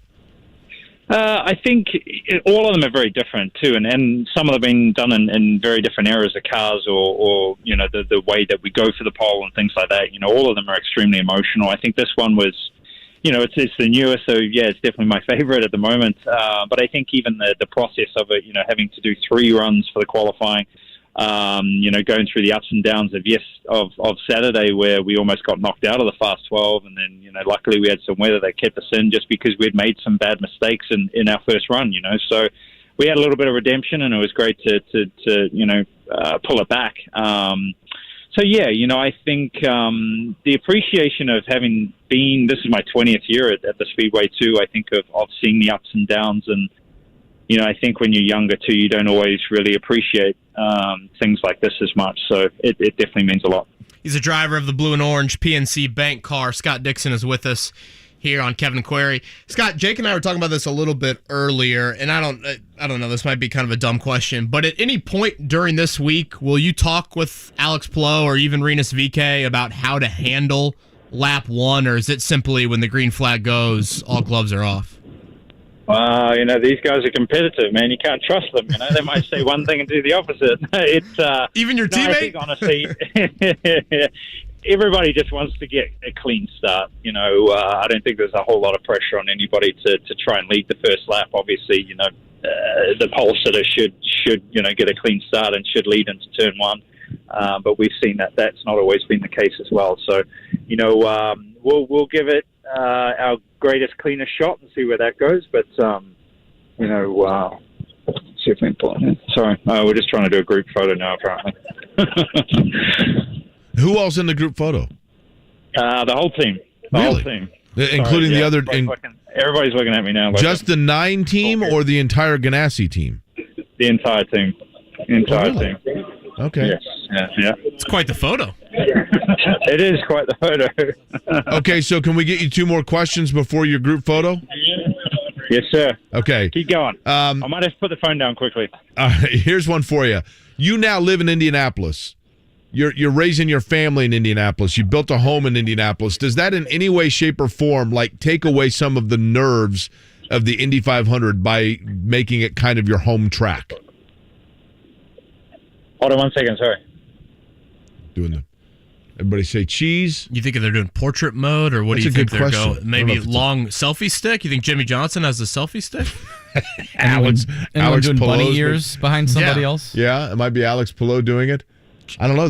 I've never had a live photo taken on the air. Sorry about that, guys. Step stool for Tony Kanaan for the photo there, just to make sure everyone's the same height. That's why, you need a box to step on, of course.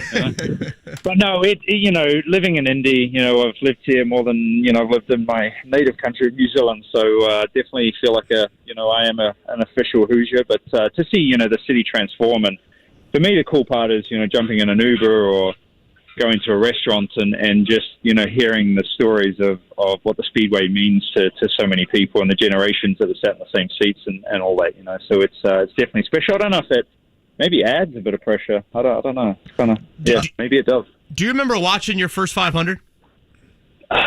Yeah, I was in my early teens, and I was actually at I was probably maybe 11 or 12, but with a friend watching it, and I think for me, then kind of diving in and watching, old races, and watching AJ, or whether it was Mario or Rick Mears, or the Unsers, and just really getting sucked in. But for me, it was just the appreciation, one of, just how crazy the speeds were, but the innovation and just how big the event was. But I lived in Indy for 2 years before I even went to the race. And, you see that it's a big deal. But it takes really coming here and going to the race to really get it, man. It's like nothing else on earth. Now, when you were like 11 and you were watching the 500, Scott, I just saw a picture of you recently. You were kind of a chubby kid, right? I mean, like you're this svelte. Jeez, Jake. Well, no, I'm just saying, like he's this workout warrior machine now. But were you a chubbier kid, Scott? A little bit, I said a bit of puppy fat, Yeah, I had to grow into it, Taco Bell, right? That's right. I did have Taco Bell last night. Well, that's good. It's obviously a different one. Let me ask you this before we let you go. We were making predictions on what your answer would be here. Auckland, New Zealand, in terms of the geography, what it looks like. If you were in New Zealand and you thought you were in the United States, you've been all over this country now. What part of the United States, when you walk around and look at the geography of it, most resembles or most reminds you of home? Well, that's a tough one. I would say West Coast, honestly. Probably San Francisco, maybe, Bay Area, kind of around there. But even sometimes, maybe more north, Portland, Oregon. So, yeah, I don't know.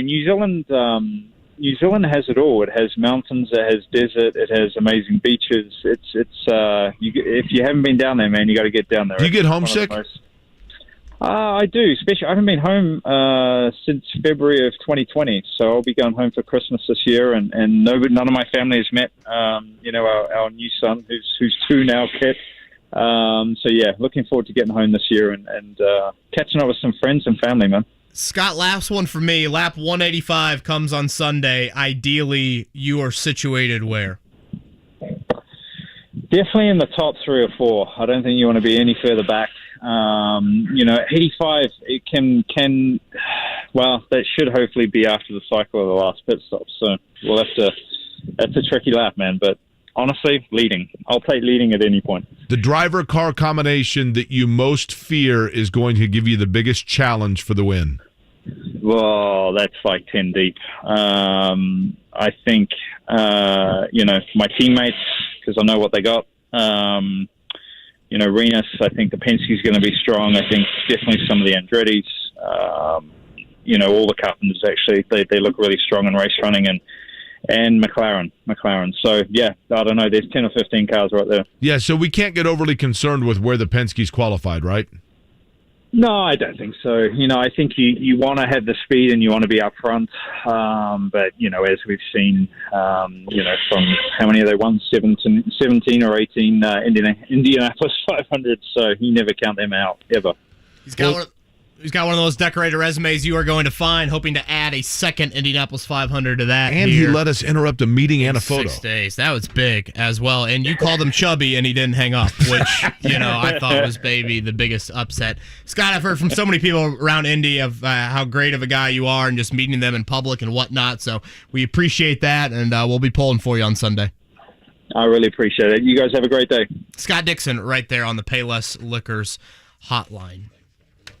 We should have had him pass the phone around. San Francisco, Jake. Had you texted him prior to that to make sure he was going to say San Francisco? You've been on the ball lately. Davidson on Friday, predicting Davidson, Purdue's I was proud opponent. of that. I feel like you goaded him. He was going to say Dubuque, and you totally... No, listen. When he said San, I'm like...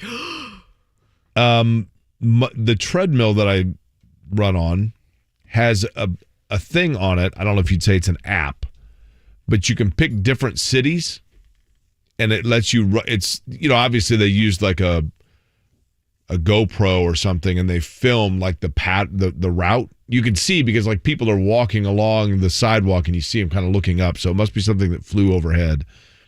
But you can run the streets of Auckland, which I've done. I mean, on the you watch it, and it's like you're running through the streets. You're like, are there any cemetery, sites in right. Auckland I can run through? But actually, there's a huge McDonald's in downtown Auckland that it runs right past.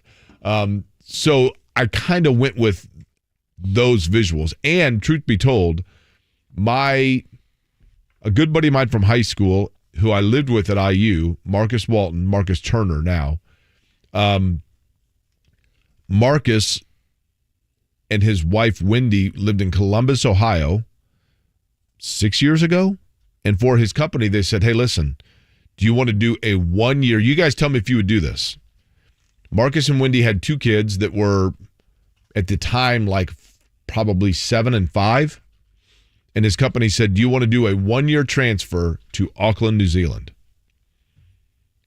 And he and Wendy talked about it. And we're like, you know what? Let's just do it. And they went. And then after the first year, they were given the opportunity for a second year. And they've been there now, I think, 7 years. So his daughter has gone kindergarten through like 6th grade in Auckland. And when he came back right before COVID, he was back in town. And we went out to dinner. And I mean, his kids are like, Daddy, like, can you pass the pepper?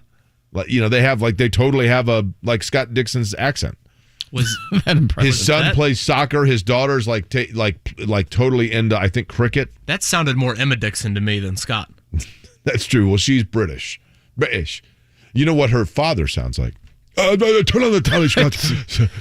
Scott's making us qualified. Jake, if you're making a list of the greatest IndyCar drivers of all time, Scott Dixon is top 5. I would 10, say 5. Right in there. IndyCar drivers, if you're going in totality, I mean, in no particular order, I think you've got to go. And again, I can't speak to how great Rex Mays or Ted Horn, those guys, I mean, I don't know, right? But if we're going, let's say, in my parents' lifetime and forward, in no particular order, AJ Foyt, Mario Andretti, Parnelli, Jones. He's right there with the Unsers. Right there. Rick Mears. Probably needs one more, though, right? To just kind of cement himself. That would certainly cement it, yeah. But I mean, does Aaron Rodgers need a second Super Bowl in order to be listed as one of the great? I mean, it's probably comparable, right? With the exception of the fact that Dixon's a totally cool guy that his teammates like. Packers suck. I think I've told you this before. My dad works at the Apple Store. That's his retirement job. Oh, really? Yeah. So does he have like the multicolored T-shirts and stuff? Oh, he's got a variety of them. Yes. When you go over to your parents' house now, does he actually say like, okay, well, if you want to sit over there and have a seat, your mother will be with you in just a little bit here? He's a little bit friendlier than that, or a little bit more prompt, I should say. Your father works at the Apple Store. That fascinates me. So he understands all the. And Lance Stephenson came in the store this weekend. I got a Lance story to tell you. But he has always said this to me about Scott Dixon. I mean, there's a lot of, Indy celebs that come into the Apple Store, and he has mentioned to me every single time, I cannot believe how nice Scott Dixon is. Oh, he's a great guy. Yeah. Always in a good mood, always nice. Yeah. Very laid back. Yeah, he just seems like a good dude. Just a really, really good dude. So Scott Dixon, again, will lead the field of 33. Turn on the telly. Emma's husband's on the TV. I'm looking into Auckland, by the way. Very much Seattle vibes, just from looking at pictures of it. Now, Emma is not afraid to express her opinion, right? That is correct. Yeah, I've seen some social media action from her. She certainly is not afraid to. But it hasn't been a typical Scott Dixon year so far, but very Scott Dixon like yesterday. Again, 1-3 today, the final practice until Carb Day, Tuesday, Wednesday, Thursday off from the track. We'll give away some racing numbers Tuesday, Wednesday, and Thursday on this show. Let's talk a little Pacers, a little Trayce Jackson-Davis as well coming up. Kevin and Query on a gorgeous Monday. Saturday of Memorial Day weekend, it's Indy 11's Racing Indy game with kickoff at 4 p.m. Make a day of it in downtown Indy. Get your tickets to the 500 Festival Parade, then catch the game afterward versus New Mexico United at Carroll Stadium, and still have time to pack your cooler for the Indy 500 on Sunday. Be in the stadium early to get one of the limited edition Racing Indy jerseys in partnership with the Motor Speedway, only available on game day. Come in early and visit the Honda Fun Zone with large inflatables for the kids and cold beverages for the parents. Build your game day plan and learn more at Indy11.com. Start a new career with a job that keeps your community safe. The Marion County Sheriff, Carrie Forrestal, is hiring detention deputies to work in the brand new Community Justice Center. You'll supervise and guard offenders, making Marion County a better place to live. Starting pay begins at around $40,000 a year with a $5,000 signing bonus. Enjoy great benefits like complete health coverage and pension plan. Start your career as a detention deputy and earn the respect of your community. Apply today at joinmcso.indy.gov. Hey, it's JMV for BullseyeEventGroup.com and the best pregame party anywhere. The Colts are going to Vegas this year, and so can you. The official Colts Las Vegas fan travel package is a private air charter with hundreds of Colts fans. That means no stops, no layovers, a direct flight. Leave Indy Saturday morning, return Monday afternoon. 2-night weekend travel package at Caesars Palace. Tickets to the Colts and the Raiders game included. The official Colts Las Vegas fan travel package includes admission into the official Colts tailgate in Vegas, Vegas style. Book your spot now, BullseyeEventGroup.com. Hey, it's Big Joe for your trusted local independent American Standard heating and air conditioning dealer, B&W Plumbing, Heating, Cooling, and Drains. Owner Beth Rovazini has a quiz you can take to help decide whether fixing or replacing is a better option for that older system. Joe, we've gone through and made a list and assigned points to different things to help you decide when is it time to repair and when is it time to replace. A properly installed system should last 15 to 20 years, and sometimes when you get in that 10 to 15 year, you don't know. B+W.com for the quiz from B&W, your trusted local independent American Standard heating and air conditioning dealer. Have you ever seen the jewelers in action at Shane Company? You can watch us setting diamonds, soldering gold, engraving metal, and bringing heirloom jewelry back to life. I'm one of our master jewelers. One of the great things about Shane Company is that it's a family business with family values like honesty, integrity, and hard work. These values show up in our jeweler workshop too. Our attention to detail, the structure of our jewelry, the quality of the stones we set, and the time we put into each piece. Feel free to consult with us on how to personalize your jewelry. Tell us what your vision is and we can help you refine it. We can give you expert advice and suggestions. When visiting Shane Company, not only will you see a beautiful selection of jewelry, but you will see us in the jeweler workshop taking care of your jewelry and taking pride in our work. We're passionate about what we do. We love creating things that are so meaningful in someone's life.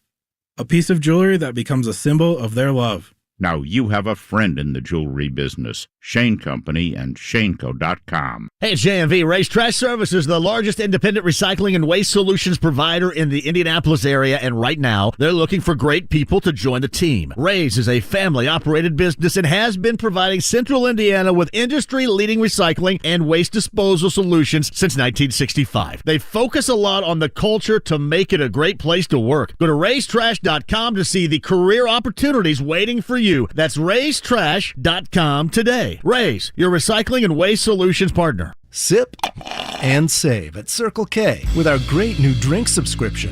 Join Sip and Save today and enjoy one drink a day every day for just $5.99 a month. Enjoy your favorite Circle K ice cold fountain drink, Froster, or freshly ground coffee every day. That's 30 drinks a month for only $5.99. So sip and save at Circle K. Sign up in store or at CircleK.com. Circle K, take it easy. Join me today. What a massive weekend here in Indianapolis with Qualls et al. We'll talk about it from noon to 3 today, and Sean Salisbury will join us.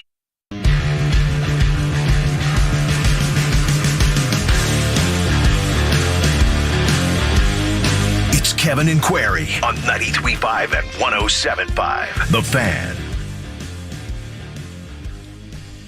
Jake, throw some names at you. James Akinjo, Keon Ellis, Johnny Juzang, Justin Lewis, Andrew Nemhard, and David Roddy. Those are the members of the North Melbourne Kangaroos, Australian rules football team that I follow, right? So they were the backup Zips band to Colton Herta. One of those is a UCLA player, right? Juzang, right? Yeah, he's a good player. Andrew Nemhard, Gonzaga's point guard. They will be in the St. Vincent Center today for the Pacers' second draft workout. Roddy was, I believe, the player of the year in your Cowboys conference. Colorado State kid. James Akinjo for Baylor, definitely a name I recognize. Watched Marquette play this year. Justin Lewis. So I think these names more in that kind of first, second round pick the Pacers have, like 31, right there in that range. So the Pacers will have their second workout. And, you know, we've talked about it, and hell, we're seeing it in these playoffs. Last night, if you're watching Dallas, who's supporting Luka Doncic, it's Jalen Brunson, it's Spencer Dinwiddie. Boston and Miami, they have their fair share of these picks as well. Yes, ultimately what the Pacers do at number 6 overall is going to be paramount to the shape of the franchise moving forward. But if you want to build the team that can win these series, have some staying power in the playoffs, you're going to have to hit on that 31st overall pick, however you decide to use it. Trade, the actual selection, at some point you've got to start hitting on these difficult to hit on picks. But you look at any of these teams left in the playoffs, you can find examples of it. I still really, really wish they had Cleveland's pick. I know they don't, but it was, that was just... For your guy, Mark Williams? I don't know that Cleveland's going to get him. I think he's going to be gone by then, the kid out of Duke. But I find it interesting, and we'll get more into this, I would assume, in the 9 o'clock hour, but it's great news for Indiana. Great news for Indiana that Trayce Jackson-Davis is returning. And listen, it beats the alternative. And I don't want to be negative Nancy. I'm not trying to be that. I'm just trying to be realistic. Like, I'm just tired of the backflips over everything, of like immediately starting to grab a hold of the ropes to lift banners when Indiana has a top 10 recruiting class, the first time since 2018. Okay. Well, when was the last time they made the tournament? I think it's fine to have optimism, Jake. Hear me out. When's the last time they made the tournament? Well, this year. But prior to this year, I'm sorry. Prior to this year. Yeah, 16, 17, somewhere around there. So they had a top 10 recruiting class in 2018, and it got them what? My point being, you never know with it. Now, Trayce Jackson-Davis coming back is huge for Indiana. He is a fabulous college basketball player, and they're going to be really good. I mean, there's no doubt. Even without this recruiting class, they're going to be really good just based on what's returning. But just let things play out. Yeah, but that's part of fandom, Jake. Part of fandom right now is You know why Trayce Jackson-Davis is coming back? Because he wasn't going to get drafted. I think part of fandom, though, is I've decided having this anticipation for a season. You felt that way about Clemson. I felt that way about I've decided Notre to Dame. return to this radio program next year because WFAN in New York, I'm not going to go and go to WFAN in New York. So I'm going to come back. I'll be on the air with you tomorrow. I mean, I don't mean it as a knock on him, and that's not. Let me rephrase that. I'm not condemning Trayce Jackson-Davis. It's the people like the fan base around it that's like doing jumping jacks. They can't believe that that Trayce Jackson-Davis turned down the first round to come back to Indiana. He didn't. I don't know if anybody's saying that. I think there are a lot of people that think that like. He's not going to go to the NBA. He's coming back to the Hoosiers. Okay? I mean, look, they may be a top 10 team next year. Don't get me wrong. And I hope they are. Yeah, but you just have to be real. Like, at some point, you've got to start getting results. And then I just think people need to temper the expectations a little bit. Because it just gets tired. It's May. I got no issue with optimism. This IU fans should feel the best about their basketball team, and probably since the Zeller-Yogi team. You're obviously going to have to prove it.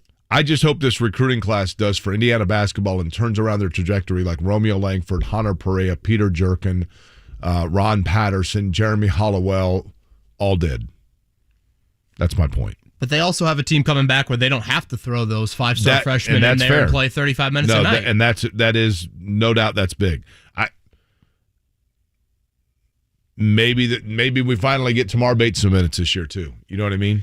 We'll talk a little bit more IU, and can the Pacers acquire another pick in that range where they lost one with Cleveland, or at least that'll be delayed another year. We'll do that next here, 9 o'clock hour. Kevin and Corey. Keaton played Batman. What are you? I'm Batman. The Pacers have a lottery draft pick. With the 7th pick in the 1989 NBA draft, the Indiana Pacers select George McLeod. Hopefully it goes better than that. I'm going to get to the Pacers draft. The Pacers roster situation. Keegan Murray makes an awful lot of sense at 6. We'll keep you up to date all the way till draft night on June 23rd on 93.5 and 107.5. The Fan. Pay off your debt in 21 days or less and apply for your simple cash-out refinance today at thehomeloanexpert.com. NMLS number 1326241. Hey, race fans, Jake Query got the exclusive golden badge for the IMS, and he's used it to show us around. Go to 107.5 The Fan on YouTube to watch our golden badge series. Looking for a legendary experience? Visit the all-new Horseshoe Indianapolis for the ultimate gambling destination. With 25,000 additional square feet of the hottest and newest slots, live horse racing, exquisite dining, live table games like blackjack, roulette, craps, and 3-card poker, as well as our new 20-table World Series of Poker room and a high-limit table games room. Visit Horseshoe Indianapolis, 30 minutes south of downtown, right off I-74. A serious evolution for the serious gambler. Hey, it's JMV for the absolute best in realty, Mark Deedle Realty. 317-755-4232. That's 317-755-4232. Online, markdietel.com. That's markdietel.com. Today. So, how about Eddie in Morrisville? He wanted to sell his rental property to maximize the equity now in case prices start to cool. He heard about Mark Dietel on the radio and hired him. Everything he claims on the radio is absolutely true. Mark is smart and aggressive. He gave him multiple offers on that home in days, and they had it sold in 2 weeks for the high price that he wanted. Mark Dietel has a guarantee for you. Multiple offers on your home in 3 days, or he is going to list it for free. That's Mark Dietel Realty, 317-755-4232, 317-755-4232. MarkDietel.com. That's MarkDietel.com today. Indianapolis. At Geico, our employees' careers matter to us. An inclusive office matters to me. We hear you, Kelly. Geico has employee resource groups to bring people from all communities together because diversity matters. Your hopes and dreams matter. Even giving you a little space, your lucky bobblehead matters. Want to work at Geico, Randy? He says yes. When it comes to your career, what matters to you matters to Geico. We're now hiring claims, sales, and customer service agents. Apply today at careers.geico.com/Indianapolis, and let's get growing. 93.5 and 107.5, The Fan. WIBC HD2, W298BB, WIBC HD3, W228CX, Indianapolis. Your home for the 2022 NBA playoffs and the NBA Finals. 93.5 and 107.5, The Fan.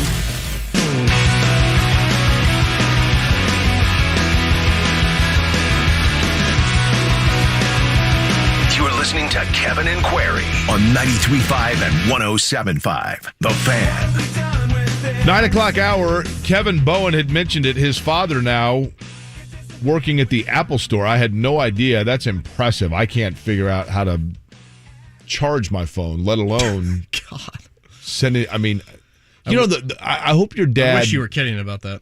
Here is my only issue with the Apple Store.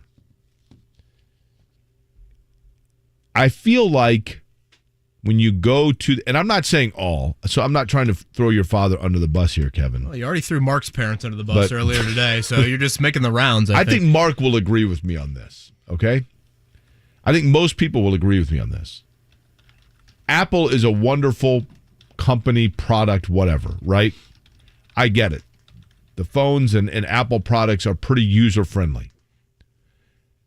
But when you go into an Apple store with an issue or a question, oftentimes the people that are assisting you, they don't have a very good capability of speaking, of coming down to the level of the non-living, breathing, eating, and sleeping Apple enthusiast.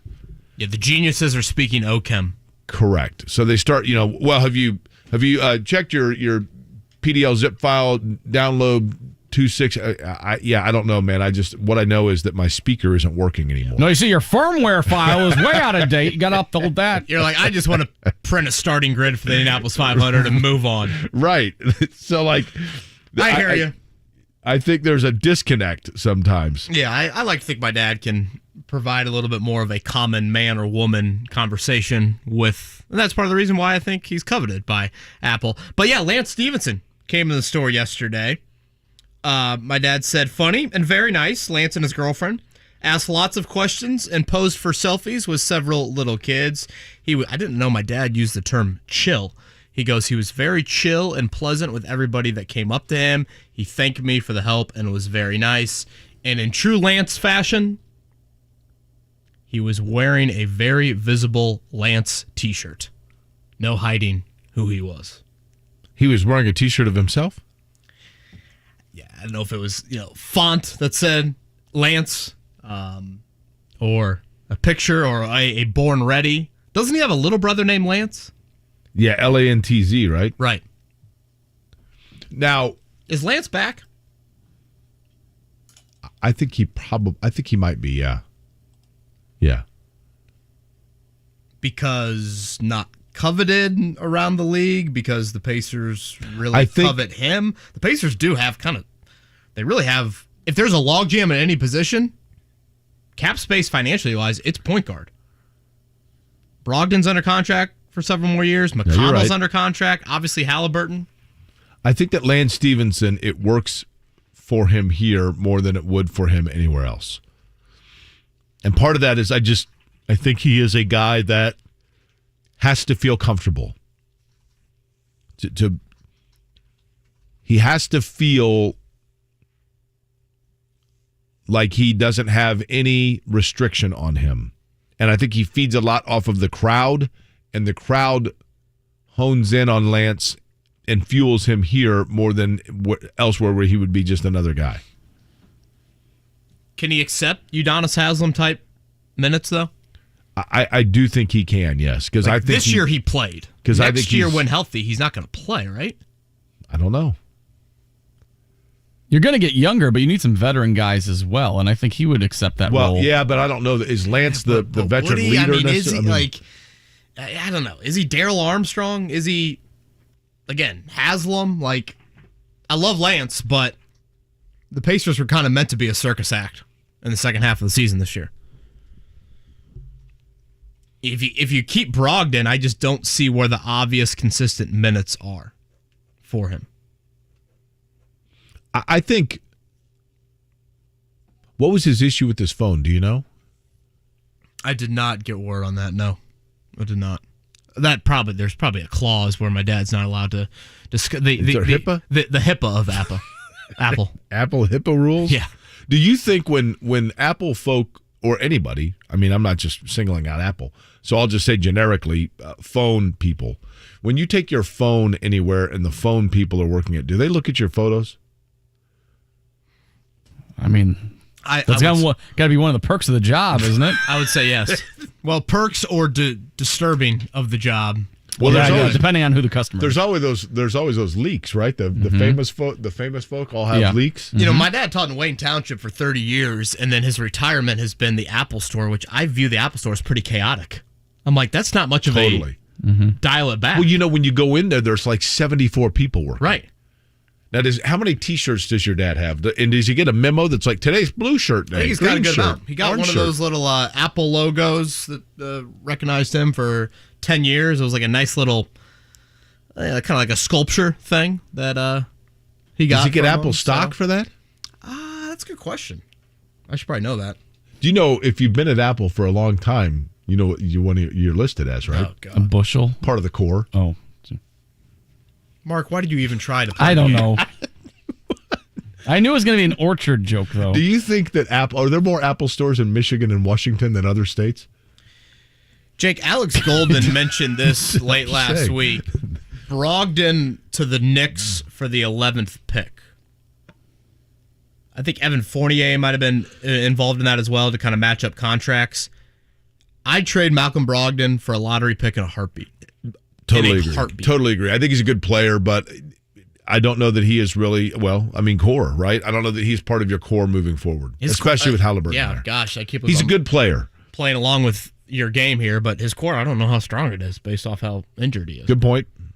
In all seriousness, the health, the stunting of Halliburton, which I would worry about, / just, again, getting these guys on the similar timeline.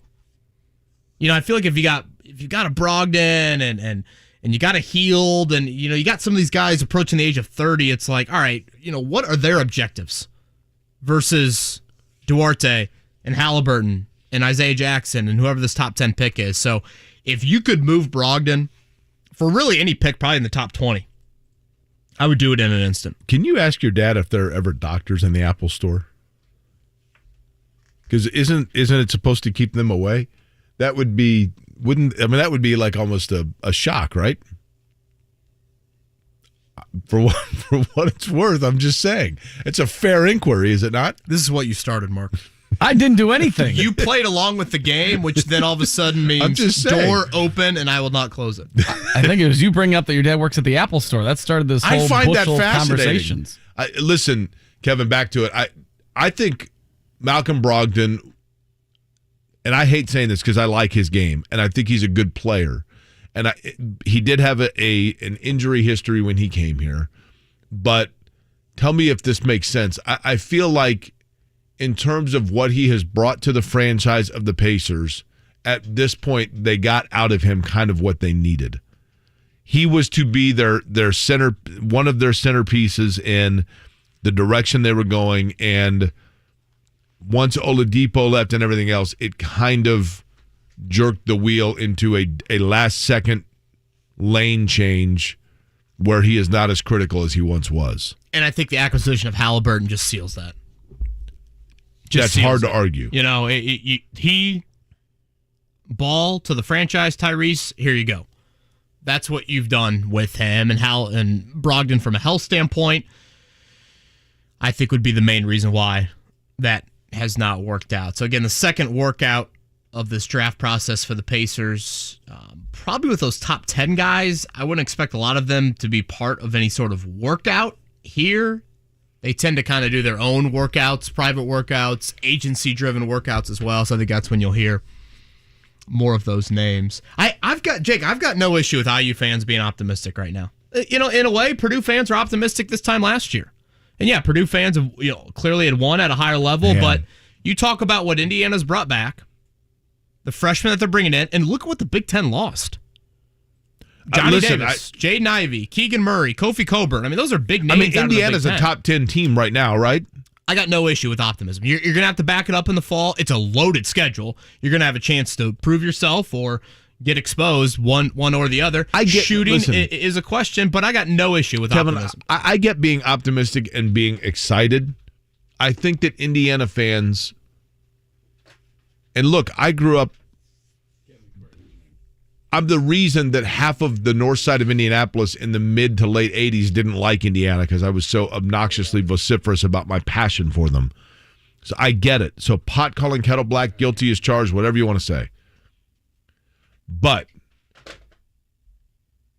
when Indiana has anointed their program based on a group of players that haven't even stepped foot on campus yet, they need to understand that is exactly how, if you're an Indiana basketball fan and you think about Ohio State's football fans, that's how people view Indiana basketball fans because of stuff like that. Oh, top 10 recruiting class, and they got this 15-year-old that I've got a phone alert to make sure that I tweet him by 3:00 telling him that he's got to pick Indiana. Yeah, but it's not just the recruiting class. It's the return of Trayce Jackson-Davis and Race Thompson. I get that. It's the Xavier Johnson you saw in January and February and March for long stretches. And certainly you are going to have to develop. They should be really good. There's no doubt about it. All I'm saying is you are going to have to develop some of those guys on your own roster. Geronimo, Tamar Bates, Galloway, etc. What I'm saying is I think that people haven't learned their lesson yet. Not just Indiana, just fans in general. Recruiting is a crapshoot. It's like the Major League Baseball draft, right?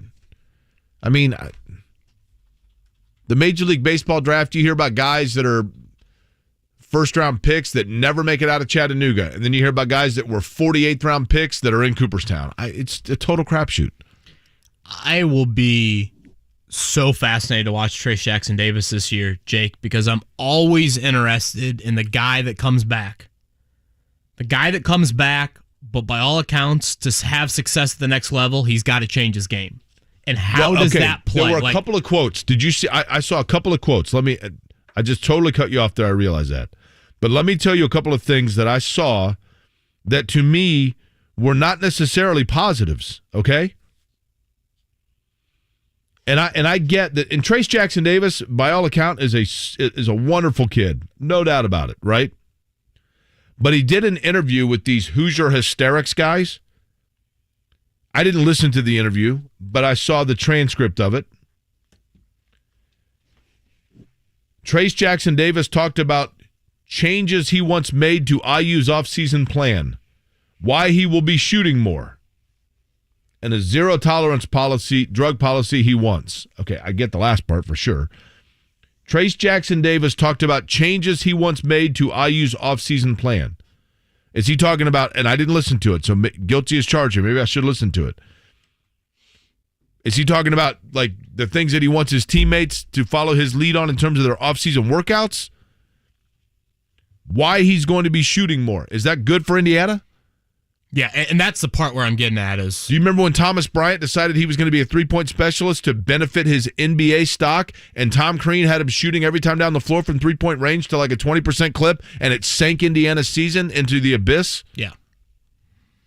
You know, IU playing at their best level next year is probably Trayce Jackson-Davis continuing to be the Trayce Jackson-Davis he's been in college basketball. It's probably not shooting a lot of perimeter shots. It's, you know, sure, if he can finish with his right hand, that's going to help, big time, but it is more of, if he can still be the 20-10 guy he's been, that would be huge for them. So I'm always interested to see that coach-player dynamic of what has Mike Woodson kind of promised for him in coming back, and how IU is going to be with. Is Trayce playing for himself, or is he playing for the team? And I know that sounds spicy. Trayce Jackson-Davis doesn't strike me as a super selfish guy. But just because he looked good shooting in a 1-on-0 workout doesn't mean that all of a sudden looks good in a 5-on-5 setting when the floor is more congested and all of that. So, again, IU fans have hope, have reason for optimism. They should be one of the better teams in the Big Ten, all of that. But how Trayce fits in, if he does indeed want to focus more on a perimeter game, that'll be a huge storyline to watch all year long. Hey, Jake, you're being too hard on the Hoosiers. That 2018 class made the tournament, but the tournament was canceled. All I know is I sat, and I'm guilty of it. I mean, guilty as charged, but I sat for an hour and whatever while, like, Romeo Langford's mailman came up to the podium to talk about him for 5 minutes, and I'll never forget what a wonderful kid he was and how beautiful his mail was placed in the mailbox by me. Okay. And now let's hear from his third grade teacher. Now let's and then to announce that he's going to Indiana, and people are doing backflips and cartwheels and high-fiving and joyous in the streets, and sailors are kissing nurses on Monument Circle. And he was there for a year and hung out on the three-point line, and then next year we'll be throwing sweet alley-oops to Trevion Williams for the Maine Red Claws. Cool.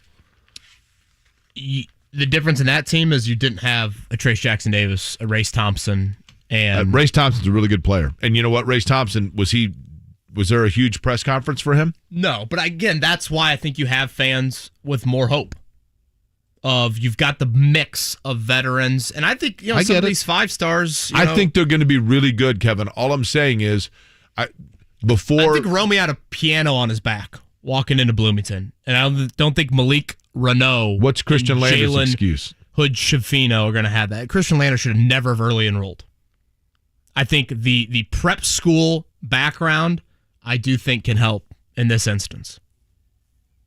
And the fact that, again, they're not going to walk in there and be expected to play huge minutes early on. I mean, there's a debate if either of them will even start, probably. But what I'm saying is, when you are in, I agree with you, and that's wonderful. And just let that naturally play out instead of convincing these kids that they're going to go in there like, hey, wait a minute. You guys had a press conference for me, and you had some guy smoking cigars doing happy dances on videos before podcasting with me, and now you're not starting me? You're just let it play out. Mike, who you like for the 500? Okay, it's Macho Mike. What's up, Mike? Remember Teresa, me and Angel. Keep Teresa in your prayers. I'll make this quick. I'll give Angel a hug. Angel sends you a hug. And one of the best sports network is the Indianapolis Motor Speedway Network, including you and Jake and all you guys. And Godspeed to the race drivers. And I'd like to see Graham Rahal win. That'd be cool. Well, especially after the misfortune last year. Yeah, man. Last year, I'm telling you what, Mike. Thank you, Mike. I appreciate it. Hope all is well. Listen, last year, Graham Rahal, I remember saying I thought he was going to win the race.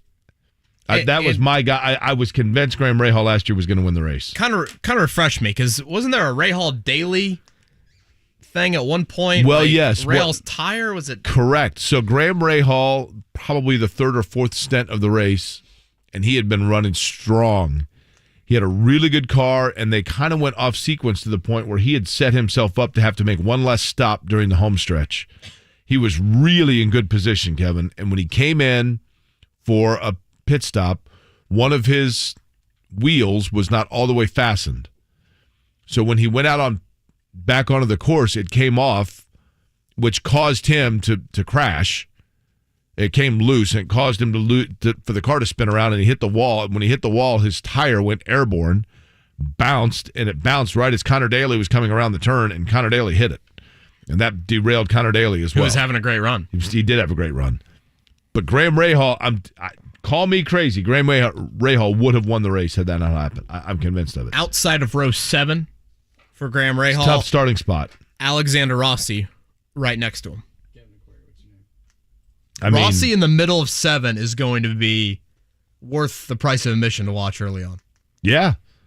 All right, thank you. Hey, if I'm Rossi and Rahal both, I have a meeting beforehand like, all right, what are we going to do here? You know what I mean? Who's starting right in front of them? Row 6 is, sorry, just had it here. Your guy on the inside, Mr. Pagano, J.R. Hildebrand, and then Rossi's boy, right? Connor Daly outside of row 6. So that's a pretty good row to have in front of you.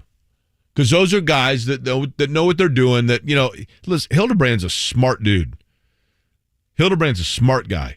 That's probably putting it lightly, right? Yeah. That's who you need for your OChem homework. Well, you're not kidding. He's an adjunct professor at Stanford. You think he'd do it? You ought to see these assignments. Can I just read you one of my assignments? Not literally read the assignment, but just how it's titled.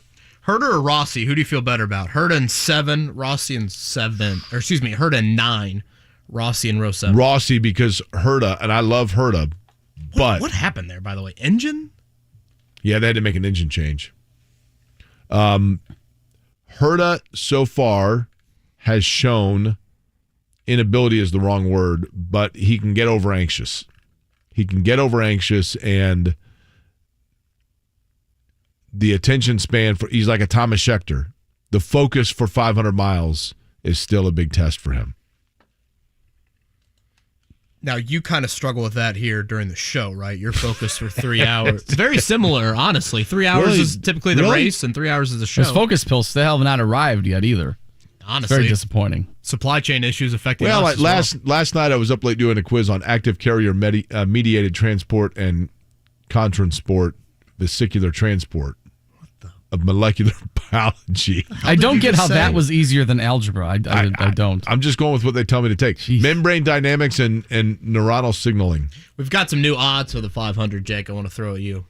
Give me the odds. I'll tell you the driver.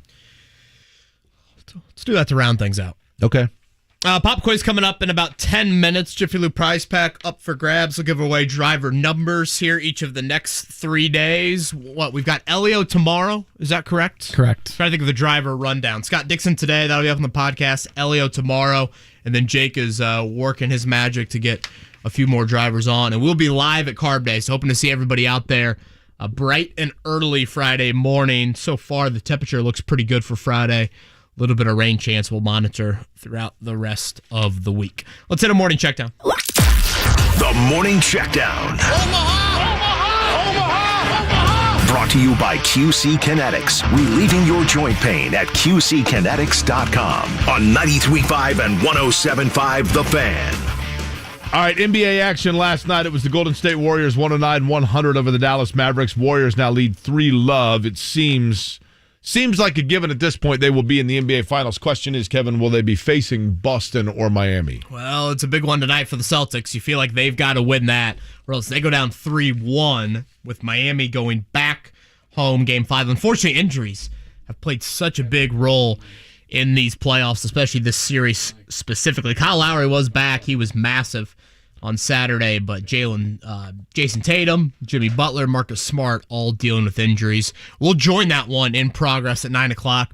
Trackside at 7, and Jake and Mike Thompson Beyond the Bricks at 8. Major League Baseball yesterday, it was Cardinals over the Pirates 18-4, Cubs over the Diamondbacks 5-4. The Reds beating the Blue Jays 3-2, Indianapolis Indians 7-1 winners over the Toledo Mud Hens. By the way, the White Sox, Mark, you follow the White Sox a little bit, right? Do they still suck, or are they starting to turn it around? Oh, didn't they win a couple? Yeah, they had a tough matchup this weekend against the Yankees. They swept them. Yeah. At least yesterday in a doubleheader. Yeah. So they're still struggling with some injuries and stuff. I still think they'll be in October when we get there. You think they will or won't? Will be, yes. Cubs and Reds, by the way, these next 4 games, 0 sellouts, right? We're going to get like 5,000. Should we go? I mean, tickets are like $6. I'd be down to go. Yeah. Where is it? Great American Ballpark. Reds are going to be home, I think, for 15 of their next 17. This is where they make their move. Yeah? Okay. Really make their move. So they're going to lose 3 out of 4? Yesterday over at IMS, it sounded like this. Scott Dixon with Jake and company on the call, rounding out his historic pole run. 33.859, fans on their feet. Lap number 4 in the books for Scott Dixon. 233.726. The 4-lap average is fast enough. 234.046 miles per hour. The 4-lap average for Scott Dixon, again, 234.046. He will start on pole for the 106th Indianapolis 500. Jake, that is the fastest ever pole run, correct? And the second fastest qualifying run? Correct. So the easiest way to say it, in 1996, R.A. Lyondike, in a time where by rule you had to make your qualifying run, the only way you were eligible for the pole would be to run on the first day of qualifying in your first attempt. Lyondike had pulled a time out and then gone back out later on a different day. Thus, he was not eligible for the pole, but did set the 4-lap record that still stands. But in terms of pole sitters, Scott Brayton was the pole sitter in 1996 because he was a first-day qualifier. Scott Dixon's time was just a tick over what Scott Brayton's was. Scott Dixon's 5th time on the pole. The previous 4, he finished 7th, 32nd, 4th, and his win came from the pole in 2008.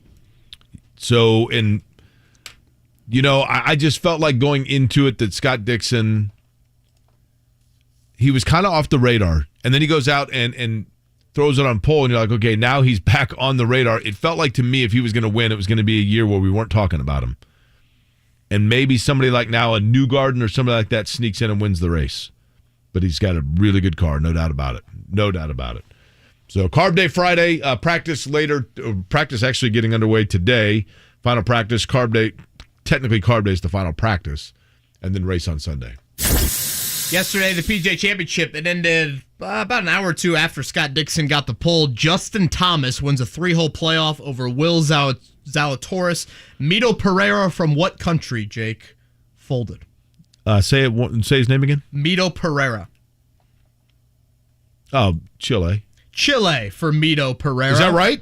It is indeed correct. How about that? Mark, have you been to Chile? Twice last year. Him and Joaquin Neiman, who we've talked about really before. Right? They are boys.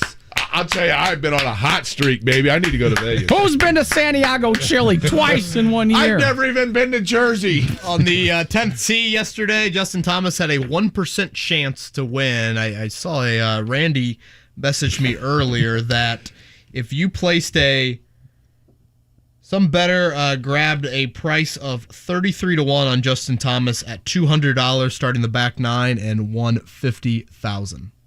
Well, that can't be right. Is that right? He was 6 shots back, I believe, at the time. Well, no, wait a minute. At 33-1, he put down 200? That's what Randy's saying. He started the final round, 33-1, but the price got as high as 250-1. Okay, well, that's still only 66, 250-1? Yeah, $200 to 251. Yeah, but how much did he put down? 200. Oh, okay. Hold on. He's betting with a little different cachet than we are. So there you go. What are your Tiger thoughts, Kev? That was not good. No, I thought he looked hurt on Thursday. Yeah, and then there's like rumors of him going back to LA for another procedure potentially there. So yeah, not good at all for Tiger physically. I was pleased that he made the cut, but he just looked old. The body looked cripply. How'd John Daly do? Daly, what did he finish at? That's a good question. I'm going to go he was 6 over. Did he make the cut? He was +8. No, he missed the cut. Yeah. He's +8. Cut was +6. Yeah, Koepka missed it. How about Seve Ballesteros? How did Seve Ballesteros do? Seve up in the skies looking down on his fellow Euros throughout the event. I thought Matthew Fitzpatrick had a chance. So the second major of the year goes to Justin Thomas.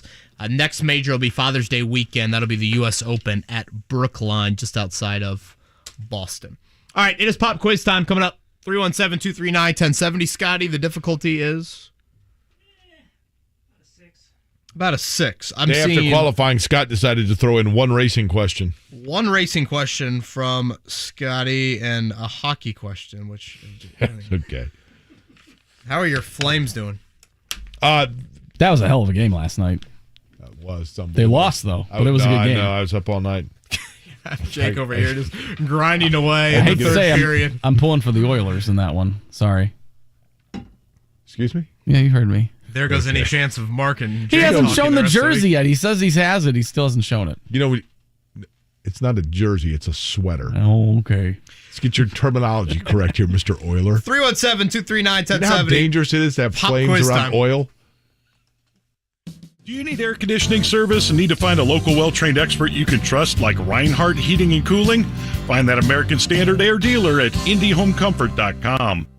Do you want to win a pair of Indy 500 tickets so you and a friend can attend the race at the greatest spectacle in racing? Go to 1075thefan.com/contest to enter to win.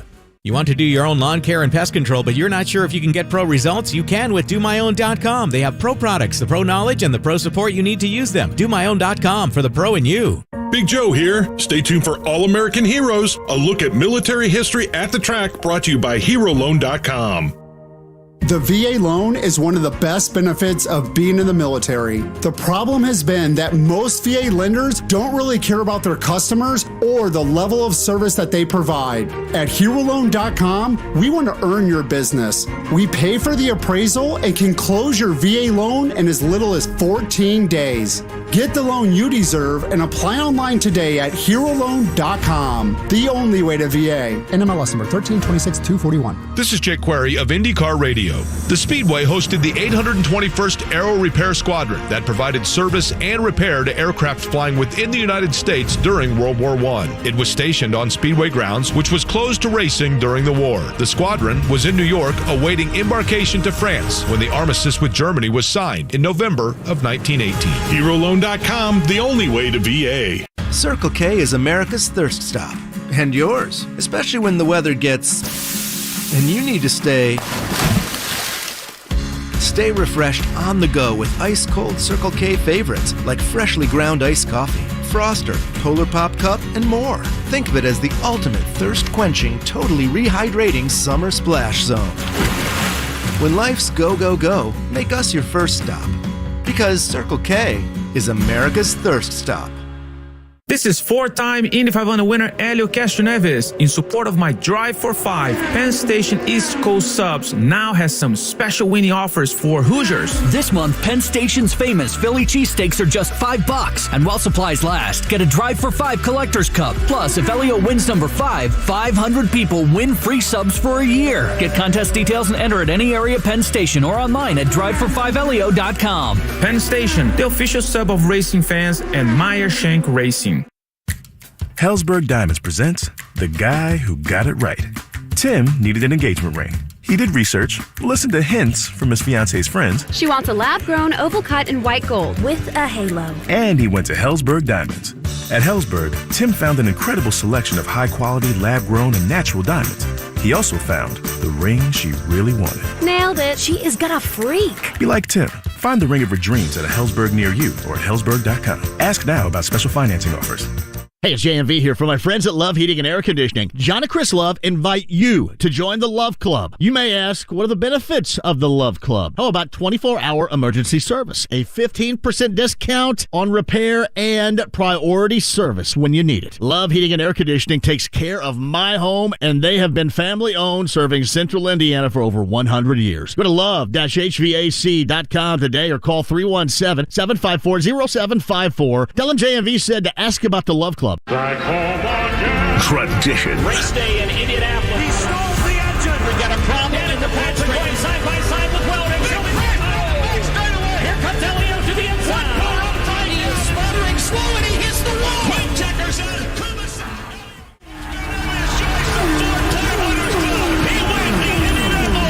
The tradition continues. Sunday morning starting at 5 on 93.5 and 107.5. The Fan.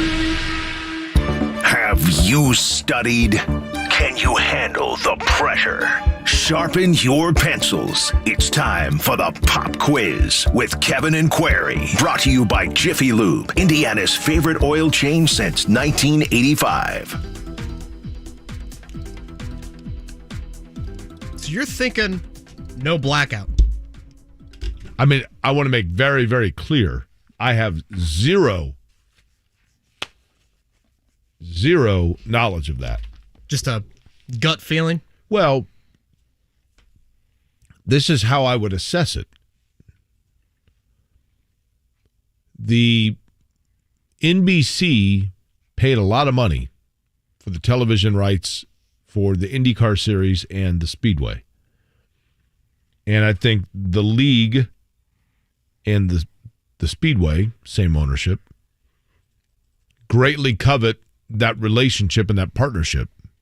And they're going to want to return the favor of NBC giving them coverage by making sure that NBC is getting its return on investment. And if you are NBC, you look at the markets in which you have the highest viewership for open wheel racing, and you say, we need to make sure that that market is viewing the race. And so I would think that NBC would prefer that it's carried live in Indianapolis, right? You got to think we get final word, by Wednesday? They don't let it linger until Carb Day, do they? I guess it depends on how many tickets remaining they want to sell.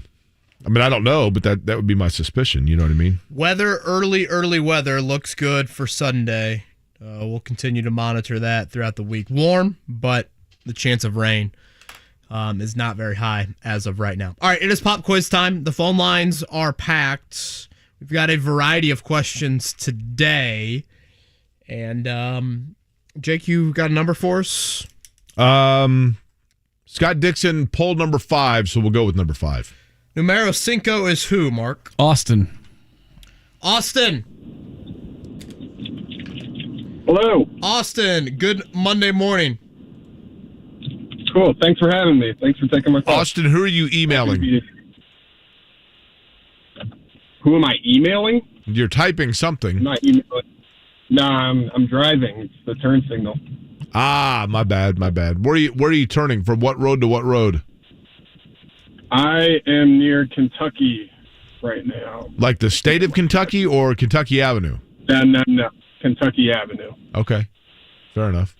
Everything going okay traffic-wise? Everything all right? Oh, yeah. There's nobody out here at 9:30. You got the hands at 10 and 2 on the wheel? Safety first? No, just noon. That's it. Probably smart. It's probably how most people do it. Austin, you got a pick for the 500? I'm going to be honest. If there's any racing questions on this quiz, we're not going to do too well. Well, should we skip number 1, Jake? But we'll see. You guys have been talking a lot about Castroneves, right? You made some pretty good arguments. Wonder if he'll show up in the quiz. All right, here we go, Austin. Question number 1 right out of the box. There are 3 starters in this year's Indianapolis 500 who currently have multiple Indy 500 wins. Can you name them? Oh, man. How about name 2? No. One is from Colombia, the other is from Japan, and won it last year. Oh, you guys not last year, 2 years ago. What's that? You guys talked about the one from Japan last week. Mm-hmm. His wants to say hero, but I can't. His last name rhymes with motto. How about just name 1, Austin? Castroneves. All right, Castroneves. We're moving on to number 2 after that convincing answer. The other one's name translated to English is John Paul. Would you happen to know what his last name would be? Nope. Would you know what his name is if it's Spanish and if it's Spanish and the English variation is John Paul? Montoya. Thank you. Okay. Yep. All right, number 2. Mercifully, on Saturday night, Miami's Bam Adebayo became just the 4th starting center to lead his team in points, rebounds, assists, steals, and block shots in a playoff win. Since steals and blocks became an official stat in 1973, which of the following centers did not lead his team in all 5 categories in a playoff win? Kareem Abdul-Jabbar, Hakeem Olajuwon, Bill Walton, or Dikembe Mutombo?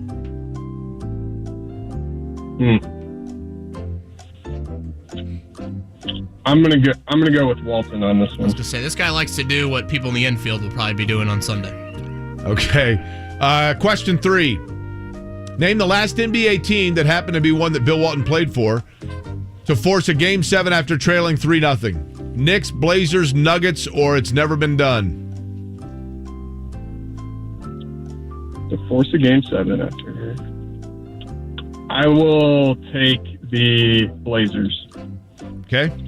All right, the first team to overcome a 3-0 deficit in a best-of-7 playoff series was the Toronto Maple Leafs, who came back to defeat the Detroit Red Wings 4-3 in the 1942 Stanley Cup Finals. Duh. Name the last major North American sports franchise to win a best-of-7 playoff series after trailing 3-0. Boston Red Sox, Philadelphia Flyers, New York Islanders, or the LA Kings? You said the most recent? Yes, the last, yeah. This is kind of a tough one. I didn't realize it had been this long. The Red Sox did it during their run, right? Certainly. I'll just take the Red Sox. All right. Last question for you. Question number 5. 1 year ago today, Phil Mickelson won the PGA Championship. That's the last time he was seen also. That's right. At the age of 50, he became the oldest winner of a major championship in golf history. Whose record did he break? Julio Boros, Jack Nicklaus, Sam Snead, or Tom Watson? Is it Julius or Julius? It is Julius. Julius is an American. Julius Boros. Yeah, I'll still take Watson. Cut. All right, let's see how he did, Jake. Number 1, did he get it right? It doesn't matter because he tanked another one. Name the 3 starters in this year's Indy 500 who currently have multiple 500 wins: Elio, Juan Pablo, and Takuma Sato. Yes! Bill Walton, correct for number 2. Trailblazers, last NBA team to force a Game 7 after trailing 0. So it's been since 2003 in the NBA. Question number 4. The first team to overcome a 3-0 deficit in a best-of-7 playoff series was the Toronto Maple Leafs, who came back to defeat the Detroit Red Wings in the 1942 Stanley Cup Final. By the way, Scotty has finals written here. Stanley Cup Final. They get very particular about that in the hockey world. I know this because they mentioned that in my Calgary Flames newsletter that I get. Scotty and Jake being friends for the week. Name the last major North American sports franchise to win a best-of-7 playoff series after trailing 3-0. It was the LA Kings. Julius Boros was correct. Come back tomorrow. For the last even get a lousy copy of our home game. You're a complete loser. Well, it was fun while it lasted. Analyzing Indy 500 odds next, Kevin? Let's do it. All right. Hey, JMV, did you know the lack of sleep from snoring can lead to other health issues for both the snorer and the snorer's partner? My friends at Aurora Specialty Sleep Clinic can help you. Meet the friendly, helpful, and knowledgeable staff and work with Dr. Steve Green. Yeah, you know, Steve Green from IU basketball fame, the co-founder and clinical director who wants to get everyone a better night's sleep. A better night's sleep is just an appointment away. It helped me. It can help you. StopYourSnoreNow.com or 317-482-7900 today. Jeff Chapman here. Is everything okay over there? Now my drain's clogged again. My Chapman team does drains too. All you gotta do is call. Reckon I'm gonna do it myself. Well, okay. Get to it, I guess. I think I got it. Oh, great. No, wait a minute. I think I got it. Billy? My gosh. Poor Billy. All he had to do was call Chapman. Just call the man for all seasons. Chapman. Now with convenient online scheduling. Honey, make that phone call. You've undoubtedly heard of the calm before the storm. Well, Michaelis is the calm after the storm. More than 3 decades of restoring damage from wind, rain, and hail. They've got your back, not to mention your front, side, and roof. It's why home and business owners beat a path to Michaelis' door. because it's always answered around the clock with welcome arms. Your port in the storm. From site security and tarping services to complete restoration work, they can handle anything Mother Nature throws your way. Seasoned and trustworthy pros who are never deterred by a little wind and rain, or a motherload of it for that matter. Water, storms, fire, and foundations. Life happens. Michaelis happens to help you through it. Call 844-FIX-INDY. Make it Michaelis. When a health system treats patients with the very best in medical care and compassion, it needs a rare kind of staff. That's why Eskenazi Health never stops looking for professionals who understand that technology is most effective when paired with a genuine human touch. If you are a nurse, a social worker, or another professional interested in a career with us, visit eskenazihealth.edu/careers. Eskenazi Health, one of Becker's 150 great places to work in healthcare. Come on down to Kroger and Speedway on May 26th to meet Arrow McLaren SP IndyCar Drivers Pato Award and Felix Rosenquist, courtesy of Mission Foods. The event will take place from 6 p.m. to 7 p.m., so stop by for your chance to take a photo or get an autograph before the 106th running of the Indianapolis 500. There will also be samples from Mission Foods, a real IndyCar, and a McLaren Supercar. That's Kroger and Speedway on Thursday, May 26th. You won't want to miss it.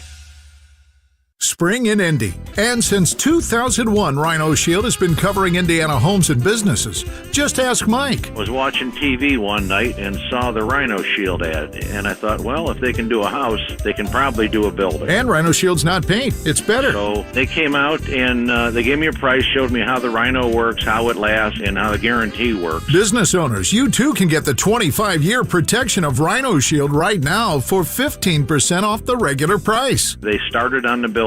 They waited for us to leave, and they worked Saturday and Sunday so they wouldn't affect our business at all. This was the great part of it. I came back Sunday night, and you couldn't even tell they were here. There was no paint on the ground. They did a fantastic job. Here's owner Shane Smith. This offer is limited, so call me at 888-RHINO-41. That's 888-RHINO-41. Don't paint. Don't vinyl. Go Rhino. Hey, don't vinyl. Go Rhino Shield. Never paint your house again. Rhino Shield.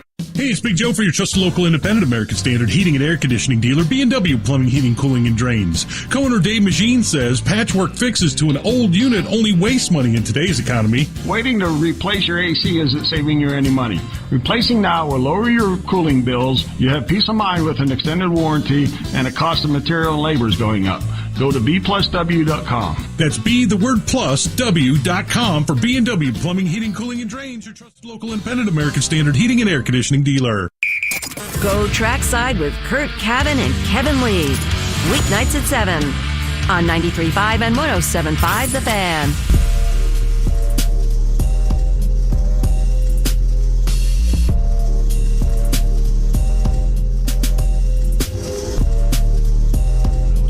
You're listening to Kevin and Query on 93.5 and 107.5 The Fan. So have the odds adjusted? Not drastically. Yeah, I'll throw some of those odds at you in just a second. It's interesting looking at these temperatures, Jake. Today, 67. They practice today 1 to 3. Friday, 71, and then race day right now, 85. Yeah. That's a big difference, right? I don't think a lot of people, at least I have not really fully grasped the difference in temperature and how much that impacts the car. And then you listen and you talk to more people about it. That's a huge deal. Racing at 70 degrees versus 85 degrees, just air temperature is massive. It is. All right, I've written down the Jake Query odds. Let's see how close I am. You ready? So you just strictly going in order here? I just wrote down I wrote down 5 drivers here on what I think they would put their odds, or what I would put their odds. You ready? Cup. I would put Alex Palou at 6-1. Okay. He is what? 8.5 to 1. Okay. I would put Scott Dixon at 7-1. 7.5 to 1. I would put Jimmie Johnson at 12-1. Jimmie Johnson 24-1. I would take that all day. Tony Kanaan, I would put at 12-1. I want to stop right there with Johnson. You don't worry about a couple bobbles in practice, qualifying, and how that could look like with 32 other cars around him? No. I will say he was the only one to brush the wall. Well, Sato brushed it, right? Sato got a little loose, yeah. But, I mean, Johnson brought out the caution. Listen, Johnson on his first lap of qualifying bobbled and came back and turned like a 233 after that. He's run more 500-mile races than the rest of the field combined. Granted, in a stock car, but in terms of the focus required for that level of time, or that length of time, and he's going to have a fast car. He's worked for 2 years to put himself in this position. I'd put him higher than 24-1. I'd throw $10 on that tomorrow and today. Outside of row 4 for Jimmie Johnson with Will Power and Takuma Sato inside of him. Tony Kanaan, 12-1. Tony Kanaan, 22-1. I put a little scratch on that yesterday. I thought that was too good to pass up. I'll tell you what they will have worse than this, but who should be higher? Will Power, 8-1. Will Power at 13-1. I'd throw down 10 on that. And they've got two others at 8.5-1 you have not mentioned. Joseph Newgarden. And Pato Award. Colton Herta. From where he's starting? Joseph Newgarden, absolutely. I'm telling you, I would not rule out Joseph Newgarden. Did I tell you, my wife and I saw Newgarden after quals on Saturday. Was he at the Apple store with your dad? He was not there. It's actually the second time. Was he wearing a Joseph Newgarden t-shirt with Lance Stephenson? It's actually the second time we've seen him after quals in the last 5 years. Really? Did you say anything to him? Yeah, my wife showed him the picture from a couple years ago that she got with him. At the same place? No, different. But if it's his go-to place, I don't want to give him an out here, or out him, I should say. But yeah, he was nice, super nice, and didn't love the draw they got. And now I couldn't tell. Did he get lucky that yellow came? Because he was on the track, right, when the final yellow came that ended the day?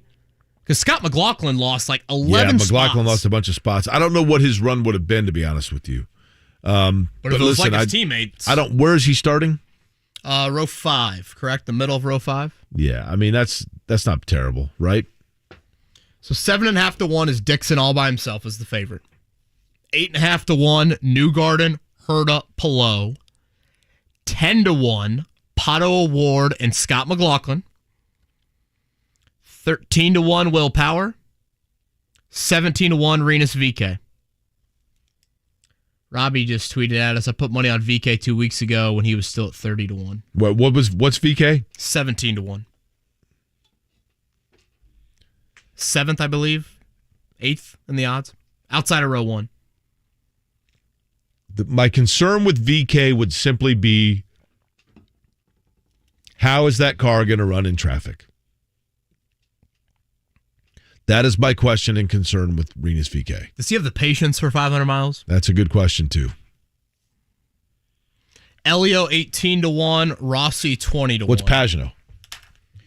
Pagano's 28-1. All day, buddy. Put $10 on that. All day. Marcus Ericsson and Felix Rosenquist. How do you put Ericsson down there? Marcus Ericsson starting where? Like in row 2, row 3? Mm-hmm. How do you put him at 28-1? Jake, I know who is making these odds? Well, probably people that don't follow IndyCar. Is this done by the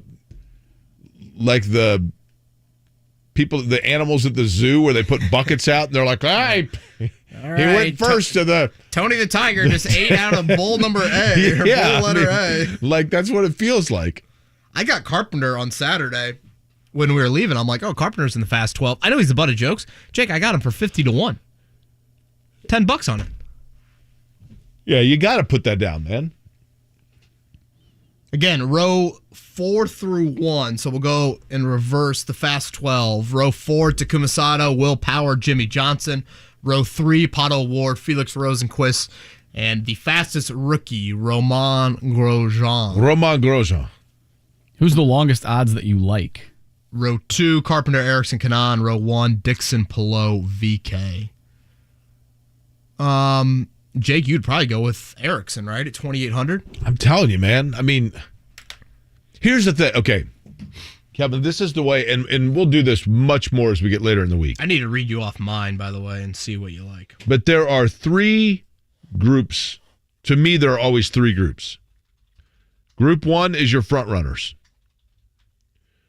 Group 2 are drivers that are going to be right in the mix and through a combination of like a fuel strategy and having everything go their way, have a shot. And then group 3 is they have a chance to be cycled towards the front under unusual circumstances, but they would need some help. A big accident, rain coming early, etc. That's group 3. And then everybody else. The everybody else category, there are only probably 10 that I would leave in the, like, there's no way these people have a chance to win category. The front runners and the group, like, I think the front runners, there are probably 6. And then there are another 6 to 8 that you would put in the, look, they have a chance to be right there in the mix, jockeying at the end and kind of hoping things fall their way. Now, at the start of the month, I put some on Rossi and Newgarden. That was probably premature based off where they qualified. Whatever. These are the ones that I did Saturday after the Fast 12. VK at plus 2,600, so 26 to 1. Sato at 22 to 1. Kanan at 22 to 1. Carpenter at 50 to 1.